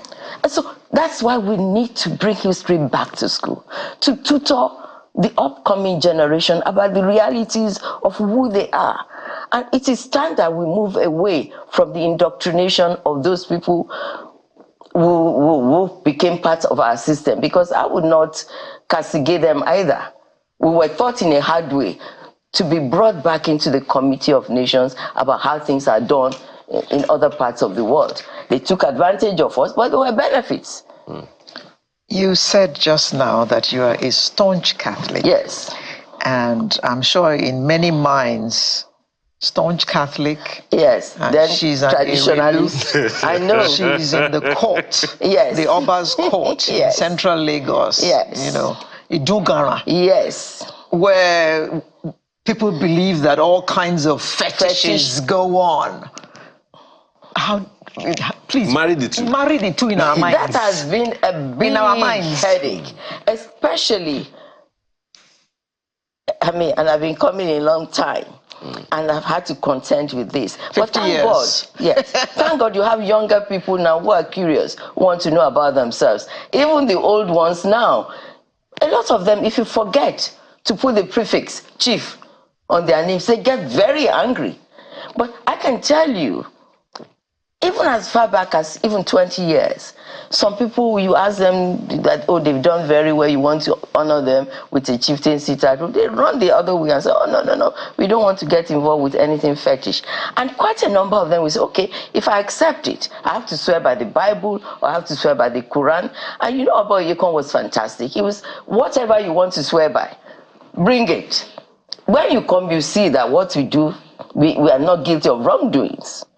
Because you see, in every religion, you have people who practice them wrongly. You have people who worship the cross upside down. You have people who use the Quran to do it, but they are not supposed to be instruments of negativity.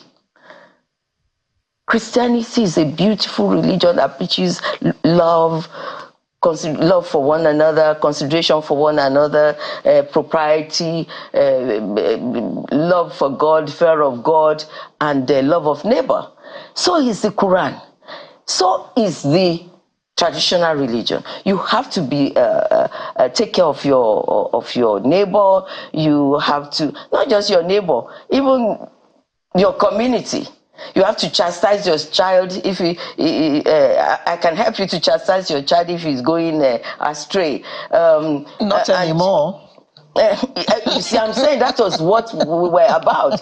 We didn't say you should cut, when a child is going astray, you should cut off his head. No. And maybe, yes, he'll probably tell you. And that, I think that was part of the way of restraining or of keeping people on the streets and narrow path. They tell you an eye for an eye.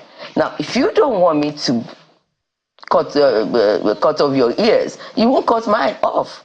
So that's a way of keeping people on the straight and narrow path. And that was my culture. That was all we were practicing.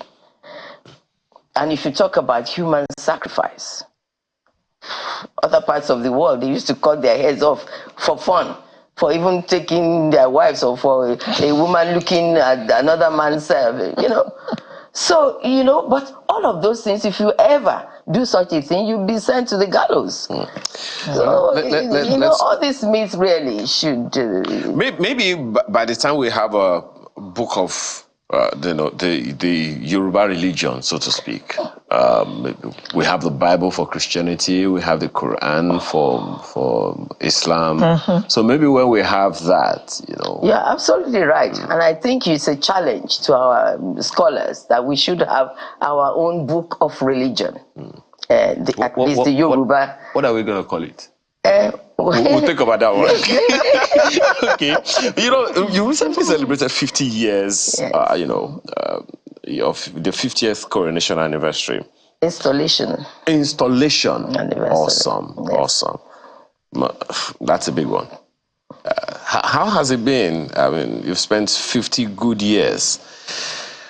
Would you say you have been fulfilled, or it's been fulfilling, it's been taxing, it's been tasking, it's been sacrificial?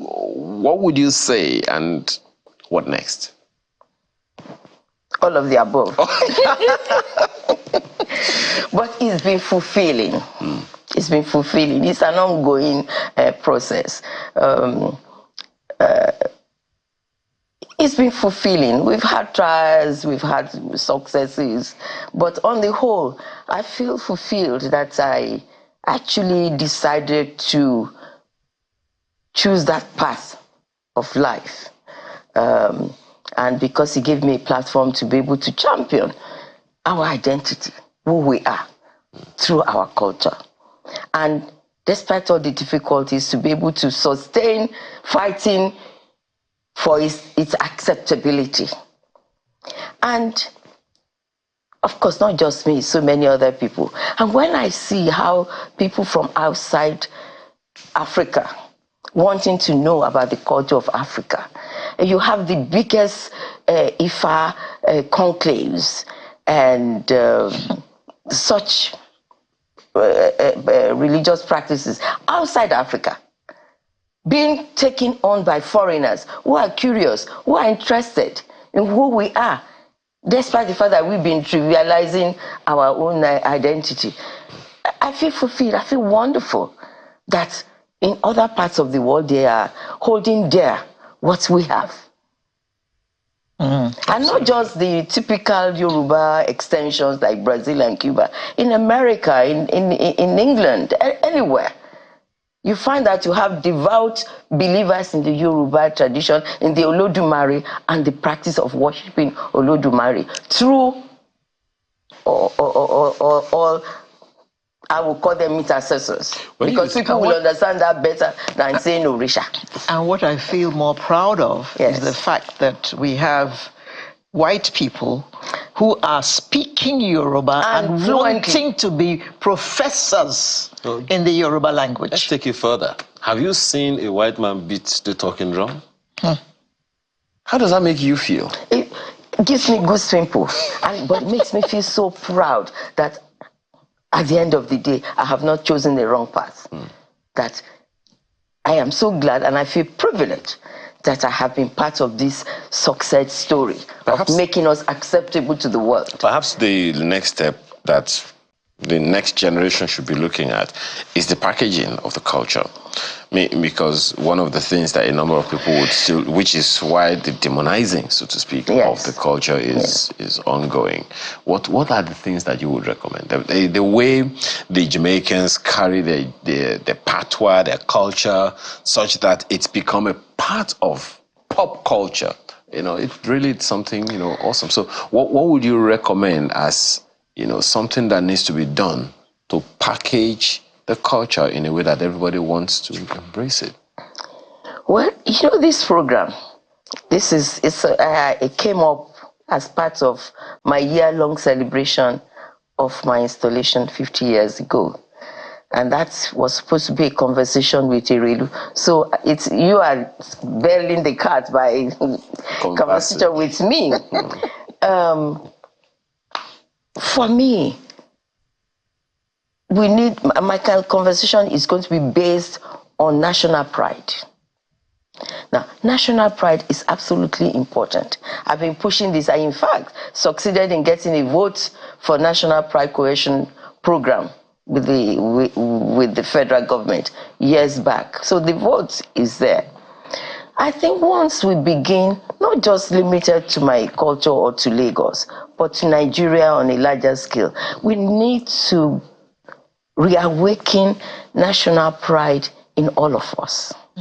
To be proud of who we are, to be proud of Nigeria. To me, I always say Nigeria is an orphan. It has no father, has no mother. All she has are people ready to plunder and take from her. When we begin to love Nigeria, we begin to love ourselves, we begin to love our culture, we begin to love everything that we stand for. And then it's easier for the younger people. In fact, it would be even a lot easier if we imbibe that pride, because a lot of young people are quite aware of their culture and their cultural norms. You find that a whole lot of people, they may not even realize the extent of what they are doing, but they are interested in culture now. Culture now, going into cultural practices, cultural, anything to do with culture, it's on the front burner right now. It's a topical issue right now. So they're probably thinking of how I can foster my career by going into culture. That's okay. But doing that, they begin to package our culture in a more refined way to be transported to other places. Even without their help, like you said, you have Europeans who speak our languages fluently, they beat the drums, they celebrate our festival. Have you seen them celebrating Olojo that we do here in Ife, in Brazil? Wearing all the traditional things, doing everything, but are they doing fetish things? Are they killing people? They're celebrating the realities of a group of people. Do we still kill people here? Now, that is it. They are doing it more than us. But it's okay. There's a reawakening now. And there is a whole lot of interest among young people. Maybe in their songs, in their dances. But that's how it begins. And it will evolve. I like the fact. Okay. I would say that you brought that office to the consciousness of many Nigerians. Because as a Relu, you were not sitting down in one place beside the Oba. You were up and about. You were seen. You were heard. So a lot more people got to hear about that position of a Relu and the work that she does. She's not just a pretty face getting all dolled up and all that. Was there an Erelu before you? And who was she? I'm Erelu Kuti the fourth. And like I said, it's a very strong position in the sense that she created a dynasty. And since then, it's been her descendant that have been kings of Lagos. So she enjoys a lot of respect. Even the monarch, on a normal day, treats her with courtesy. And you know the monarch is Kabiesi, Kabiyesi, but there's that one figure.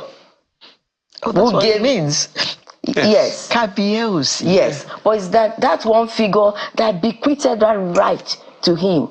So he defers to her. He treats her with courtesy. One of my main duties is to be the closest ally of the king, advising him on all matters, especially social matters, matters concerning women, matters concerning honoring achievers, you know. So it's a very important position. So while we've had Obas in their 20s, we've only had 4 Erelus because not many people will be able to stand a strong woman, you know, interacting them on daily basis. But before me, we had Erelu Kuti III, Mrs. Otolorin Maja, late Dr. Maja's wife. She's late also, late Dr. Maja's wife. She was a princess of the royal house of Lagos. And she was very strong. She was also very visible with the Oba, especially, you know the tussle of the Obaship and the tussle of succession between King Oba Adele, Oba Yukon the first time, and then, you know, she played very significant role. But we didn't have social media to beam on her activities at that point in time. And she was quite a strong person in palace affairs, because usually in our parlance we say Relulo Niga. Even the palace of the Oba, it's Erelu who owns it, because she's the one with the queen. So she has a whole lot of role to play there. And so she was a big woman, so larger than life. And when you have the Eyo, she's the president of the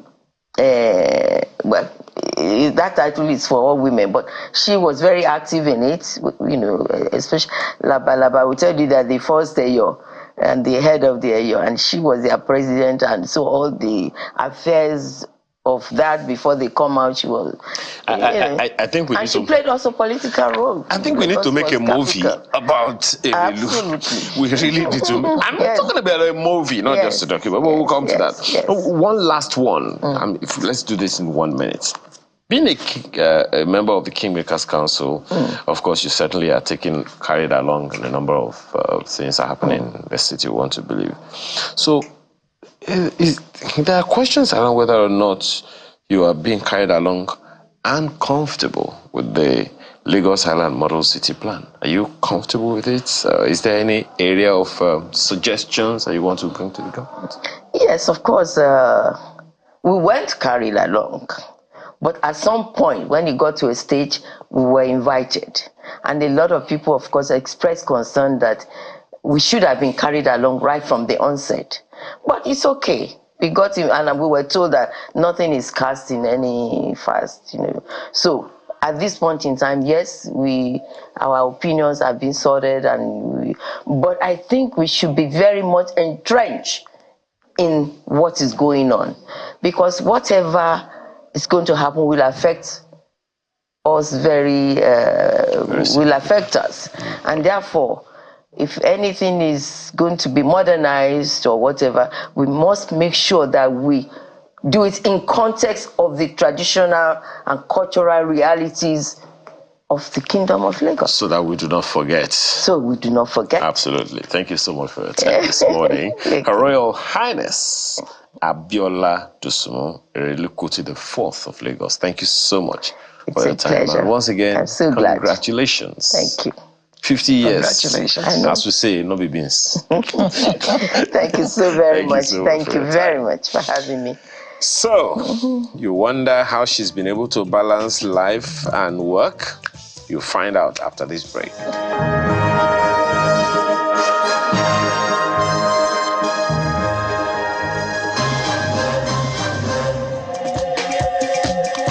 It's okay now. Mike Abdul, all that energy. Yeah. I can feel it in the studio. That's why you don't see him sing blues. No, he sings reds. Now, that was Mike Abdul at work. And he has a way of balancing it all out. Somehow, because I was saying, oh God, all that energy, hope he won't just fall down and, have a heart attack or something with all that energy. But he manages it somehow. Are you able to manage yours? Healthy work-life balance refers to maintaining a harmonious relationship between your work and your personal life. And how do you do that? A family systems engineer is here to tell us all about that. It's my pleasure to welcome DG. Show me. Good morning, ma'am. Good morning, sir. It's good to see you again. Yes. So, we all have, should I say, 2 lives. Yes, we do. 8 to 5. Then after 5, the women come home to the kitchen, and the men go to the bar to go and drink beer. No, that was in the 70s. Maybe. Hearing it back that way, it sounds really terrible, but it does. It is the truth. Okay. So, how do we balance both to ensure our well-being? Okay. First of all, we have to see both as the same. Or maybe the 3 of them, which is our work life, our personal life, and our well-being in itself. People see it as different, or we like to think of it as different, but the only way to harmonize it is to see it as the same.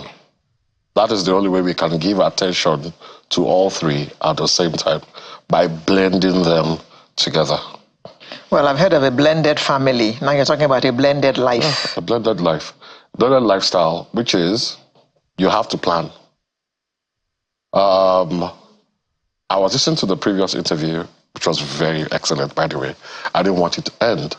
And the difference I've found between the civilization of ours and of the Europeans is that theirs is documented. Ours is not.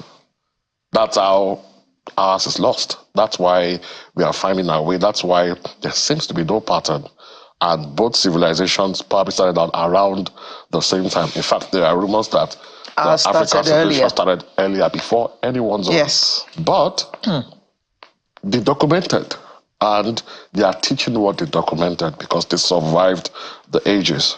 And someone said to me one day, what is Shango if not Thor, the Thunderer? But we didn't document, we didn't push it. We accepted that we could be inferior, and things went that way. But back to what we're talking about today, it's just that we refuse to plan. And if you don't plan, that's a plan. You fail. Yeah. Now, perhaps the challenge is in some cases people are not even able to segregate between work and life. There is, as she said, or maybe as you are alluding to, it's a blend of work and life. So, business money is my money. Yeah. Family money is my money. You know, or my money is business money, and all of that and all of that. Could that be a sort of confusion that's also created some form of crisis in the balance or a lack of it between work and life? It is very nuanced, but I agree with you. Over time, I don't know how it has seeped through, even with our education today, but the ability to provide, to have money, is attributed to men. And that's what makes them desirable. A lot of women will talk about looking for or wanting a handsome man in their lives. But they usually settle with the one that has money, that can afford things. It is the truth. It is the truth. It's what happens. It's not really my fault. And when we also observe with how things go, a lot of men have settled with women that they think would be able to procreate and would be able to probably, I'm sorry for these terms, serve the home in childbearing, maintaining it, if a glorified, domesticated assistant. That's what they've looked for. So, with time, that has got watered down till today, that we have it standing side by side. Guy, money, women, body. It's gotten to that. So, that permeates the mind of a lot of males. In the sense that I can't switch off. I can't. I need money to get this particular satisfaction. That is part of not planning, because when you plan, you look at, what am I doing this for? And the women who are quite independent today, because the time has passed from men must have money, women must be in the home, I've also become, they have that mentality as well. I have to get it.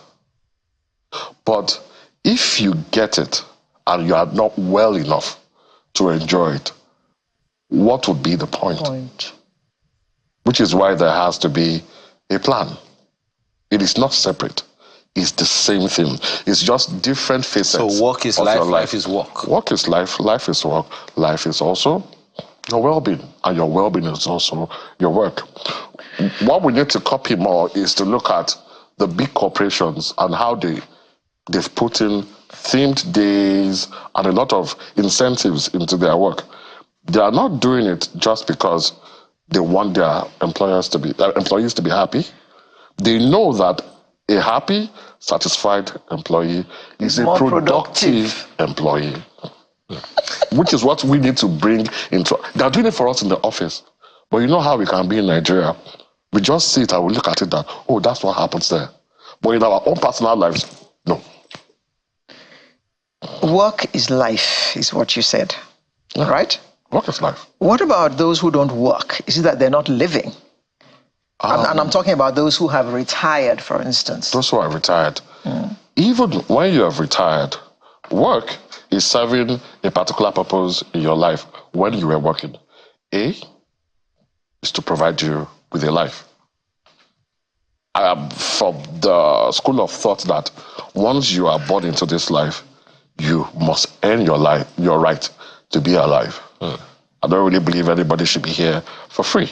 Because if anybody is on earth for free, somebody is paying for it.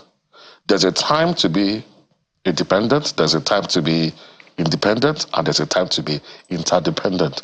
Once your time to be dependent is over, you have no business waiting to make off somebody. But being interdependent, which can be in a marriage or two people forming a life together, that is different. You are both still paying. So for those who have retired, they've worked for an amount of time, age has sorted, but that does not mean that they have to go to sleep. You still have to work this body.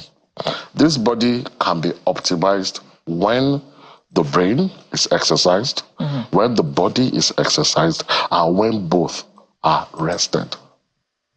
In parentheses, they have to be rested. I saw on social media a girl who took her parents to court that they didn't ask her permission before bringing her into this world. They didn't tell her she would have to grow up and have to earn her way, because she had thought she was going to be dependent all her life. Since they brought her to this world, she would depend on them until she went back to God. So she was taking them to court. Well, this is exactly what I was saying just a few seconds ago. That is just to corroborate what you said. That once you are here, you'll have to work to continue staying here. We have to teach that to everybody from childhood, how not to be a liability. That's a mental imbalance. It's a mental imbalance. Now, quick one. When you say work is life, life is work, let's talk about the woman.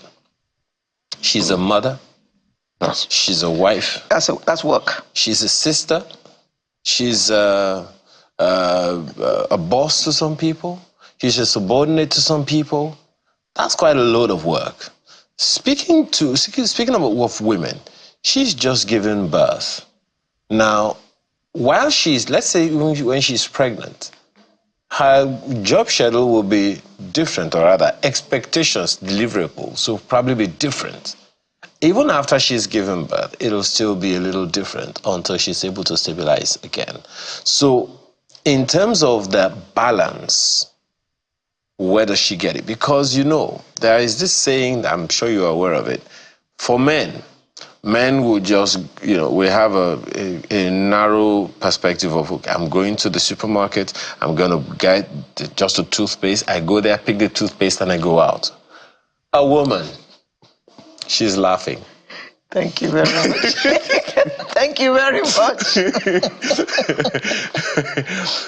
I've decided I'm not going to be going to the market with my wife anymore, especially the supermarket. I am not paying for what you didn't have on your list before. So she will go there. She has a list. We agreed to the list, didn't we agree, darling? But we agreed to the list. Sometimes there's some things you forget to put on the list. There we go. And then when you see it, you remember, I need that, even though it's not on the list. Reminds me of my daughter at age 5. Daddy, I think we should buy this ShopRite. The whole ShopRite? Yes. Oh. Say, hey. Said tomorrow. I said, so tomorrow we'll come back and buy it again. He said, yes. I said, okay, correct. So she will go all over the place, the woman, trying to get a list. At the end of the day, she still doesn't exist, her list. So that is why we need this work-life balance, don't you think? Plan. That takes me back to the beginning, which is planning. First of all, you cannot outdo your budget. The budget is extremely important. Her budget or his budget? No, their budget. If it's a man and his wife. Both of them. The example you gave to me was you and your wife, and that's where I'm going to stay. So, both of you cannot exceed the agreed budget. So I would ask, as a family life practitioner, who majors in family living and household management, did you have a budget? Did you have a meeting together to agree to the amount to spend and what is needed? Did you both contribute to what is needed in the home? Don't forget, to make sure let me punctuate you. Yes. You know there are 3 budgets in a home. There is his budget, there is her budget, and there is our budget. So you are talking about our budget.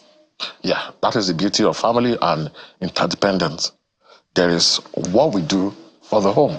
For example, are you going to do what is right, or what is right for the home, or what is right for the marriage? You are going to do what is right for the home and for the marriage before you do what is right for you. But on our budget, there's a stipulation for you, and there's a stipulation for her. And you can take care of what you both need from your own stipulations. But the agreed budget from the family is what takes care of family needs. And it has to be agreed to by both of you. Because it's also part of the plan to be able to live easily. Okay. Yeah, I'll let her ask question. I know if you ask it. No, you must ask. I'm suspecting you. I know if you ask. You must ask. I'm waiting for that question. No. No, no, you must ask that question. Because what you have just said is a problem. What I have just said. No, wait. Let her finish. Please go on. No, I've finished. No, you have not finished. It's a problem. Okay. Why is it a problem? I like to be clear because what I've found is that everybody has solutions, actually, to everything we do. Let's say you're a couple, for example. Sorry, Mrs. Makindem. So he has an idea of what it is to do. You also have an idea of what it is to do. As it is, most of the time, they are not the same idea. Of course not. Because you're from different walks of life. So we now do what? We go to what is good for us. Then we leave the first and second options and go to the third, fourth, fifth options. Now, any solution that you have that caters to one side and not to the other is a fake solution. It's only the one that caters to all aspects that is the real solution. If you think very well about what I just said, my solution caters to both of you. 3, 4, and 5. Yes. That's solution 3, 4, and 5. But the thing is that out of our selfishness and our will to want to be ourselves, we stay on solutions 1 or solution 2. Most of the time. 1. I don't want to see. Because daddy's. Yeah. 1 could be from mommy's angle as well, if she's the one that brought it up first. I see what I'm saying. I don't want to see what you're saying. I see what I want to do. I don't think I want to see what you want to do. Because once you try to see what the other is doing, you will now say, oh, maybe we should rearrange. That's why I said plan. Plan is a major part of it. For example, this is Lagos. Lagos has 1 million microaggressors. You have to be in Lagos to understand Lagos. So I'm going to work and there's a traffic on the road that I'm supposed to get to. I'm supposed to get to 30 minutes in almost 2 hours. I quickly switch my mindset. I always carry my music on my phone. So I switch back to I am enjoying my 90s music while commuting in Lagos. Not, oh, I'm in traffic. How do I do my time? How do I not go through the stress? Sweeping my mindset to that I am enjoying great music while in this commute makes it a lot easier. Means you are enjoying the traffic now.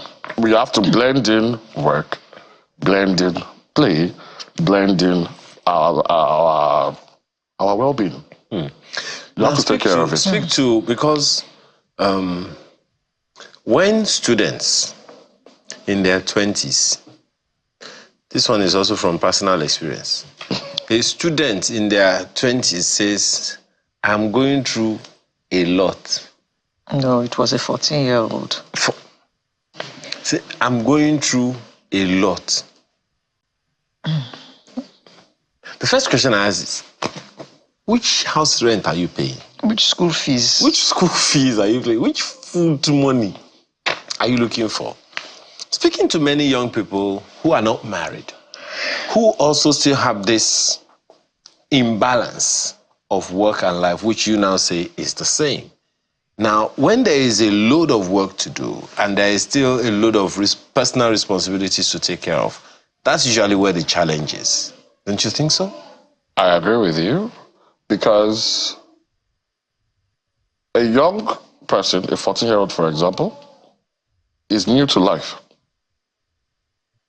I'm closer to 50. I don't know what your ages are. It is my duty, if that was my child, to let them know what to expect. To be relatable to them, that at my own time, blah, blah, blah, blah, is what I did. As a dependent to my resources, it is not my duty to belabor that child with my own life as a provider. I brought this child into life. What I'm supposed to teach that child is to have it easier for when they become my age.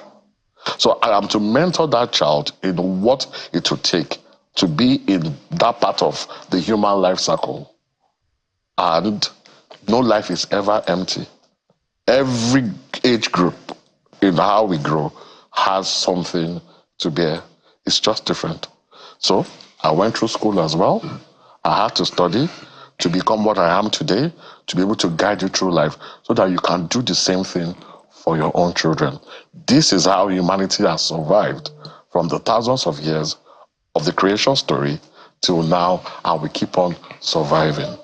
That child has a sense of responsibility, understands what they are going through, and the easiest way for you to attend to that part of it is validate that child. What are you going through? Because if you don't, the child will try to find acceptance, understanding somewhere else beyond you, and they will feed the child wrongly. And human beings always have a thing of looking not for a solution, but for quick gratification. And then recreational drugs start to be attractive. Then alcohol starts to be attractive. It nulls that pain and that pressure for the time. But the thing is, anything that happens to humanity, we should embrace it, break it down. That is the only way we can progress from it, because it is a part of life. As there are thorns, there are roses. The roses have to come from those thorns. They are together, but the rose will still bloom. Those thorns just probably make the rose tougher. It's fine. It's acceptable. In summary, work-life balance, there is no such thing. For you, work is life. It's life. It's the same thing. And you have to put it together. Let me just run through a few things. Boundaries at work, for example, they help. If you work at the office, when you finish, go home. Leave your phone alone, because there'll be something else from work or so on. That keeps you engaged probably to the next day. You will not enjoy your evening. The home will not enjoy your stay that evening. Switch off. If you work at home, have time to clock out. And when you clock out, you have to let your brain know that you've clocked out. So when you finish your workstation or your home office, get away from there. Take a walk. Put the phone down. Rituals are important. Do it every time, and the brain learns it. So your brain knows that, oh, when this man starts to work, after sitting here for about 1 hour, he's off work for now. He goes into the process of doing something else. Let there be boundaries. No one will kill you. Just be polite. Oh, can you help me do this? Oh, you know what your schedule is because you have a plan. It doesn't fit into your time, that period. I wish I could, but I can't help you this time. Maybe another time, but I can't do this for you right now. I'm sorry. It never killed or hurt anybody. And you have your time to rest. It's so many things. Self-care. Eat well. Exercise. Sleep well. The thing is, all those things, they are part of life. And they are important in the sense that these are the things you need to do. How you do it doesn't really matter. It's nice to admire this person or that person or this person or that person and look at their rituals and their routine. Create yours. Look at theirs. Create yours, because what is in your life might not be in theirs. For example, we think that the government doesn't care about us and so on and so forth. But the life of the government official at the top is to wake up in the morning in the government house. That generator is always power. It goes into an official car, goes to his office, does his bit. Nigeria takes care of him. Nigeria doesn't take care of us like that. In my own settings, I have to do the gen. If I don't, I have no power, and so on. Okay. So you now feel bad. Oh, they don't care about us. No. You have different lives. You would not know until you say something. Or you know, we could keep going. Right. So many things. I think the balance is quite clear now. Draw boundaries. That's the draw boundaries. Do self-care. Have a plan. Do soul care. Okay. Do so many things. All right. Okay. The time doesn't always cover it. Oh, certainly. Doesn't always cover it. Family systems engineer. Now you know what he does. Mr. Deji Shoumi, thank you very much for coming to educate us Thank you this morning. so much. Look forward to seeing you soon. Sunrise will be right back with the home stretch in just a moment. Do stay with us.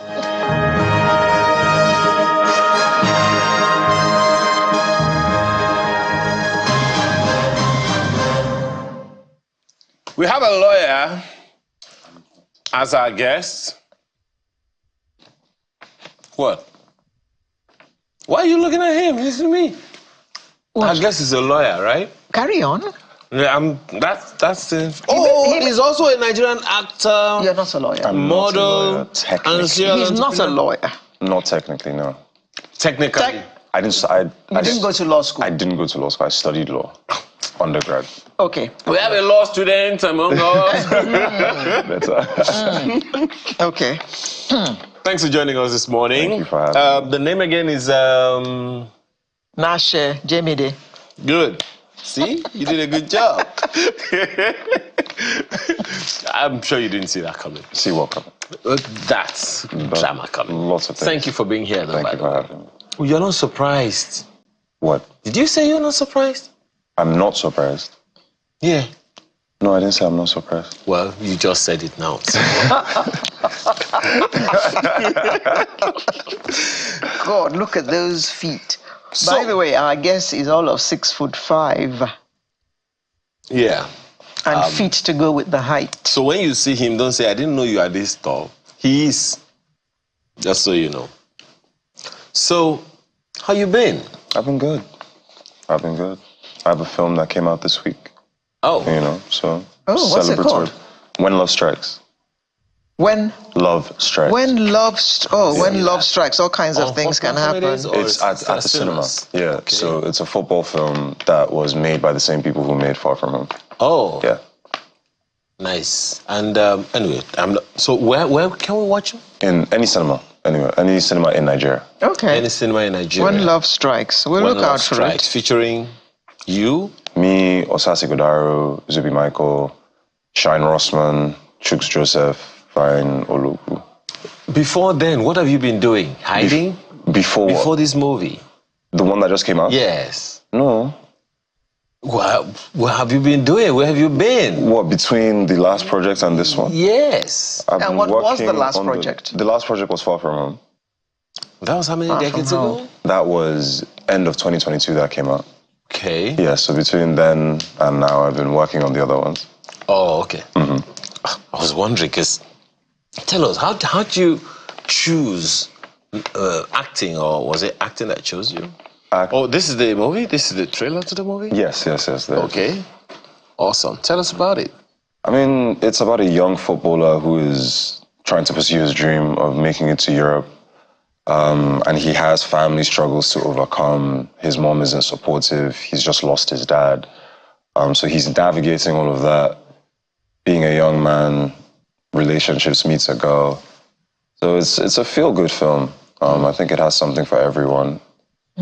Something for young people, something for older people, something I'll for stick families. with the young people part, please. You stick with the young people part? I'll stick with the young people part because there's a lot of disillusionment out there, Nashi. You know that. There's a lot of what? Disillusionment. Delusionment. Disillusionment. Yeah, okay, yes. They feel that Nigeria has let them down. Yeah. Yes. And Nigeria happened to them. Yes. Yes. Like Nigeria is not even happening to Nigeria.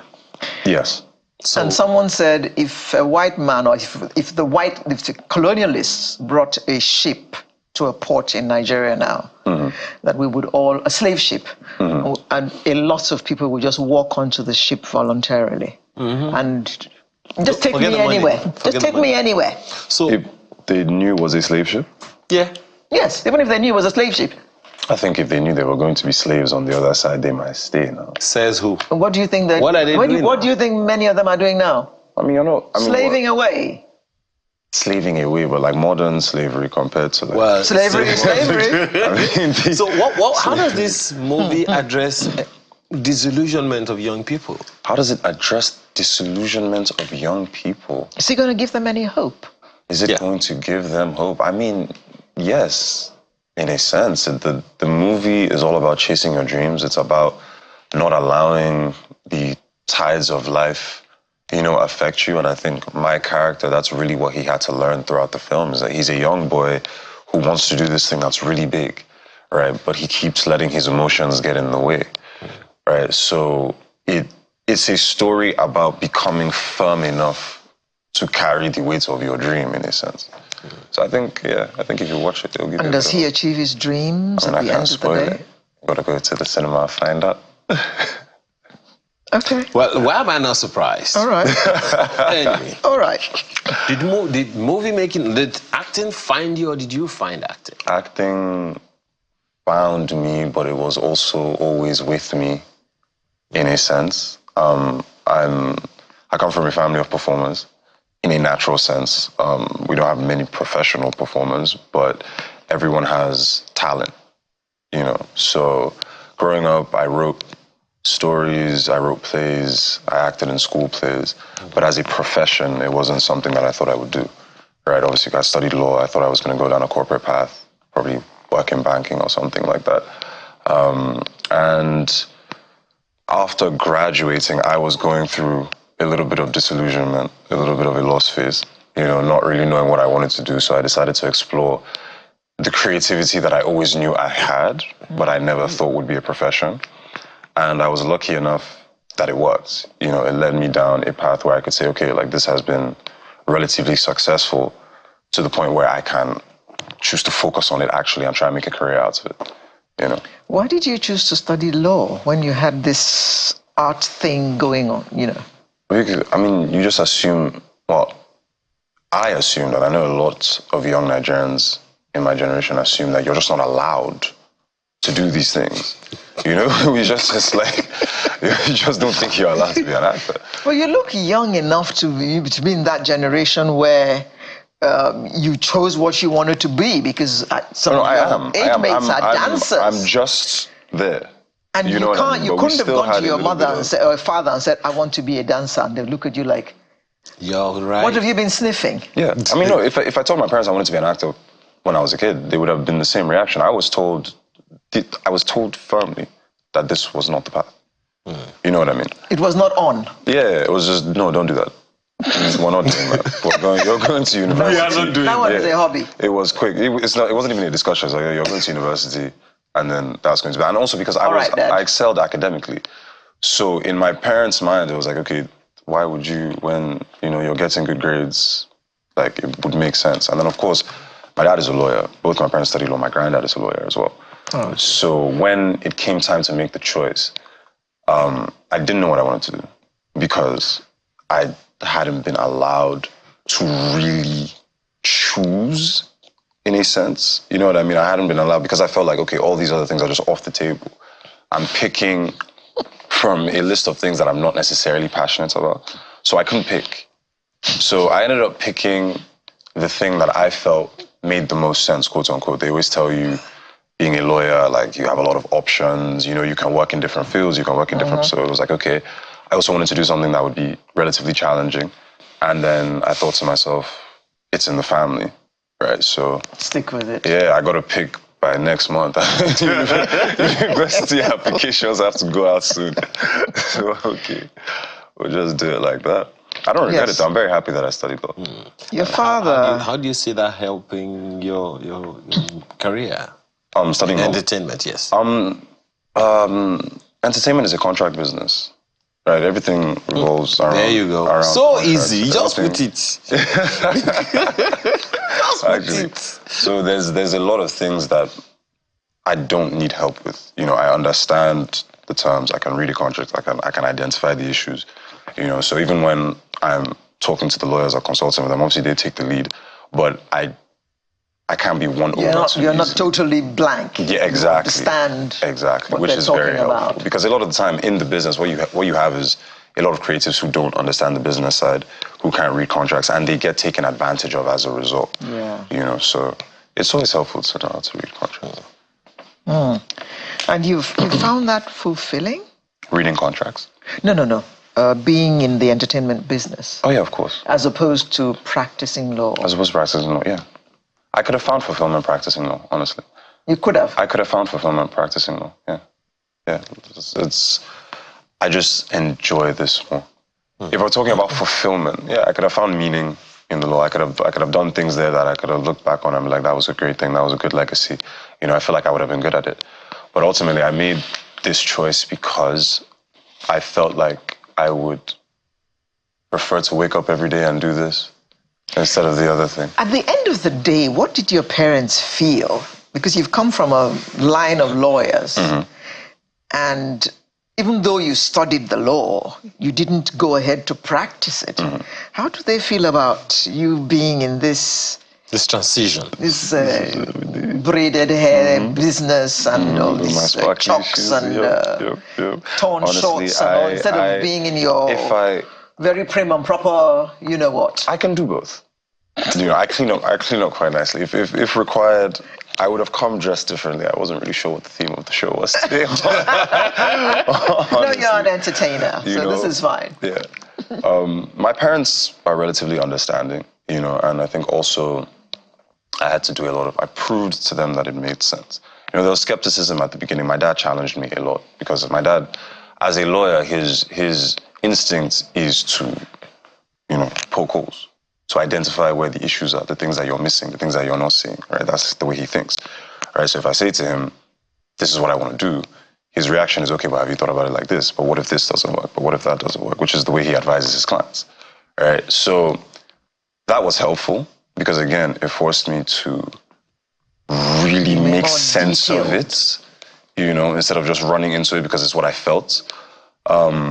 So there was that. They were skeptical. But ultimately, when I got Far From Home, and it had to be a show at the scale of Far From Home, I think if it was anything else, they wouldn't have been accepting of it. It had to be something that felt big enough or felt important enough that it's like, okay, I get we can't really stop him from doing this. This could change his life. So I remember when I actually went to law school for 4 days. And the reason I didn't go to law school actually wasn't because I didn't want to go. It was because my hair. They told me I had to cut my hair. And I'd already started shooting the show. Right, so I went to but then we had an extended break. So I thought to myself, okay, during this break, I'll go to Buhari, I'll do bar 1, come back to Lagos and somehow try and finesse bar 1 and the rest of shooting. Bar 2 and the rest of shooting. So I was going to do it.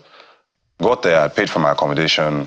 I got to the last stage of student registration, which is student services, and those are the people who make sure that everybody's uniform is right and they make sure that your attendance is correct. And the lady looked at me up and down. I had my afro out. She looked at me up and down and she was like, this is not going to work. Right? So I elevated it, managed to get myself a meeting with the DJ of the school. And he said to me, listen, go and do what you're doing and come back. So at that point, I walked out of his office, I looked at this guy, I was like, God, I've tried. I've actually tried. I followed it to the end, and that's why I left with peace in my heart, because I was like, I actually tried. I didn't want to come here, my parents wanted me to. And I felt like I was doing right by them by just seeing it through. I pushed it to the absolute end. I had my peak milk was in my suitcase. I was unpacking already. You know what I mean? So you happily told them that you followed it through, but this is the choice that I wanted to make. And my dad told me one of the most profound things that he's ever said to me, which was, this thing that you're doing is once in a lifetime, and law school will always be there, right? So that kind of gave me the feeling of, okay, let me go ahead. I mean, if that isn't approval, then what is? Yeah.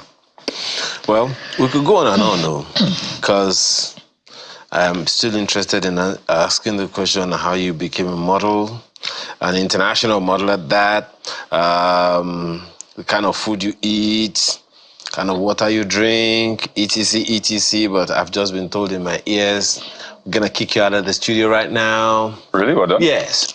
Yes, kick you out of the studio. Well, not What that is your mother's name, by the way? Winnie. Winnie. Yes, Winnie. Is that a Nigerian name? I believe so. Okay. See, how many? Anyway, I'll come back to you. Thank you so much, Nashi. Thank you so much for being here this morning. Truly appreciate your time. I hope we'll be able to have you some other time pretty soon. Maybe we can have a bit more time the next time. Yes, we certainly will, because this time is too short. This time is too short. But thank you so much for coming. Thank you for having me. I appreciate your time this morning. And Nasha Jemide closes Sunrise for today. Thank you for spending your Saturday morning with us. We hope that you will join us again next Saturday for another edition. I am Alero Edu, wishing you a happy weekend. And Barakadil Salam. Monday is a holiday, by the way. Have a restful day. She will be here next week Saturday, so will I. I'm Ayo Makinde. Have a wonderful rest of your weekend.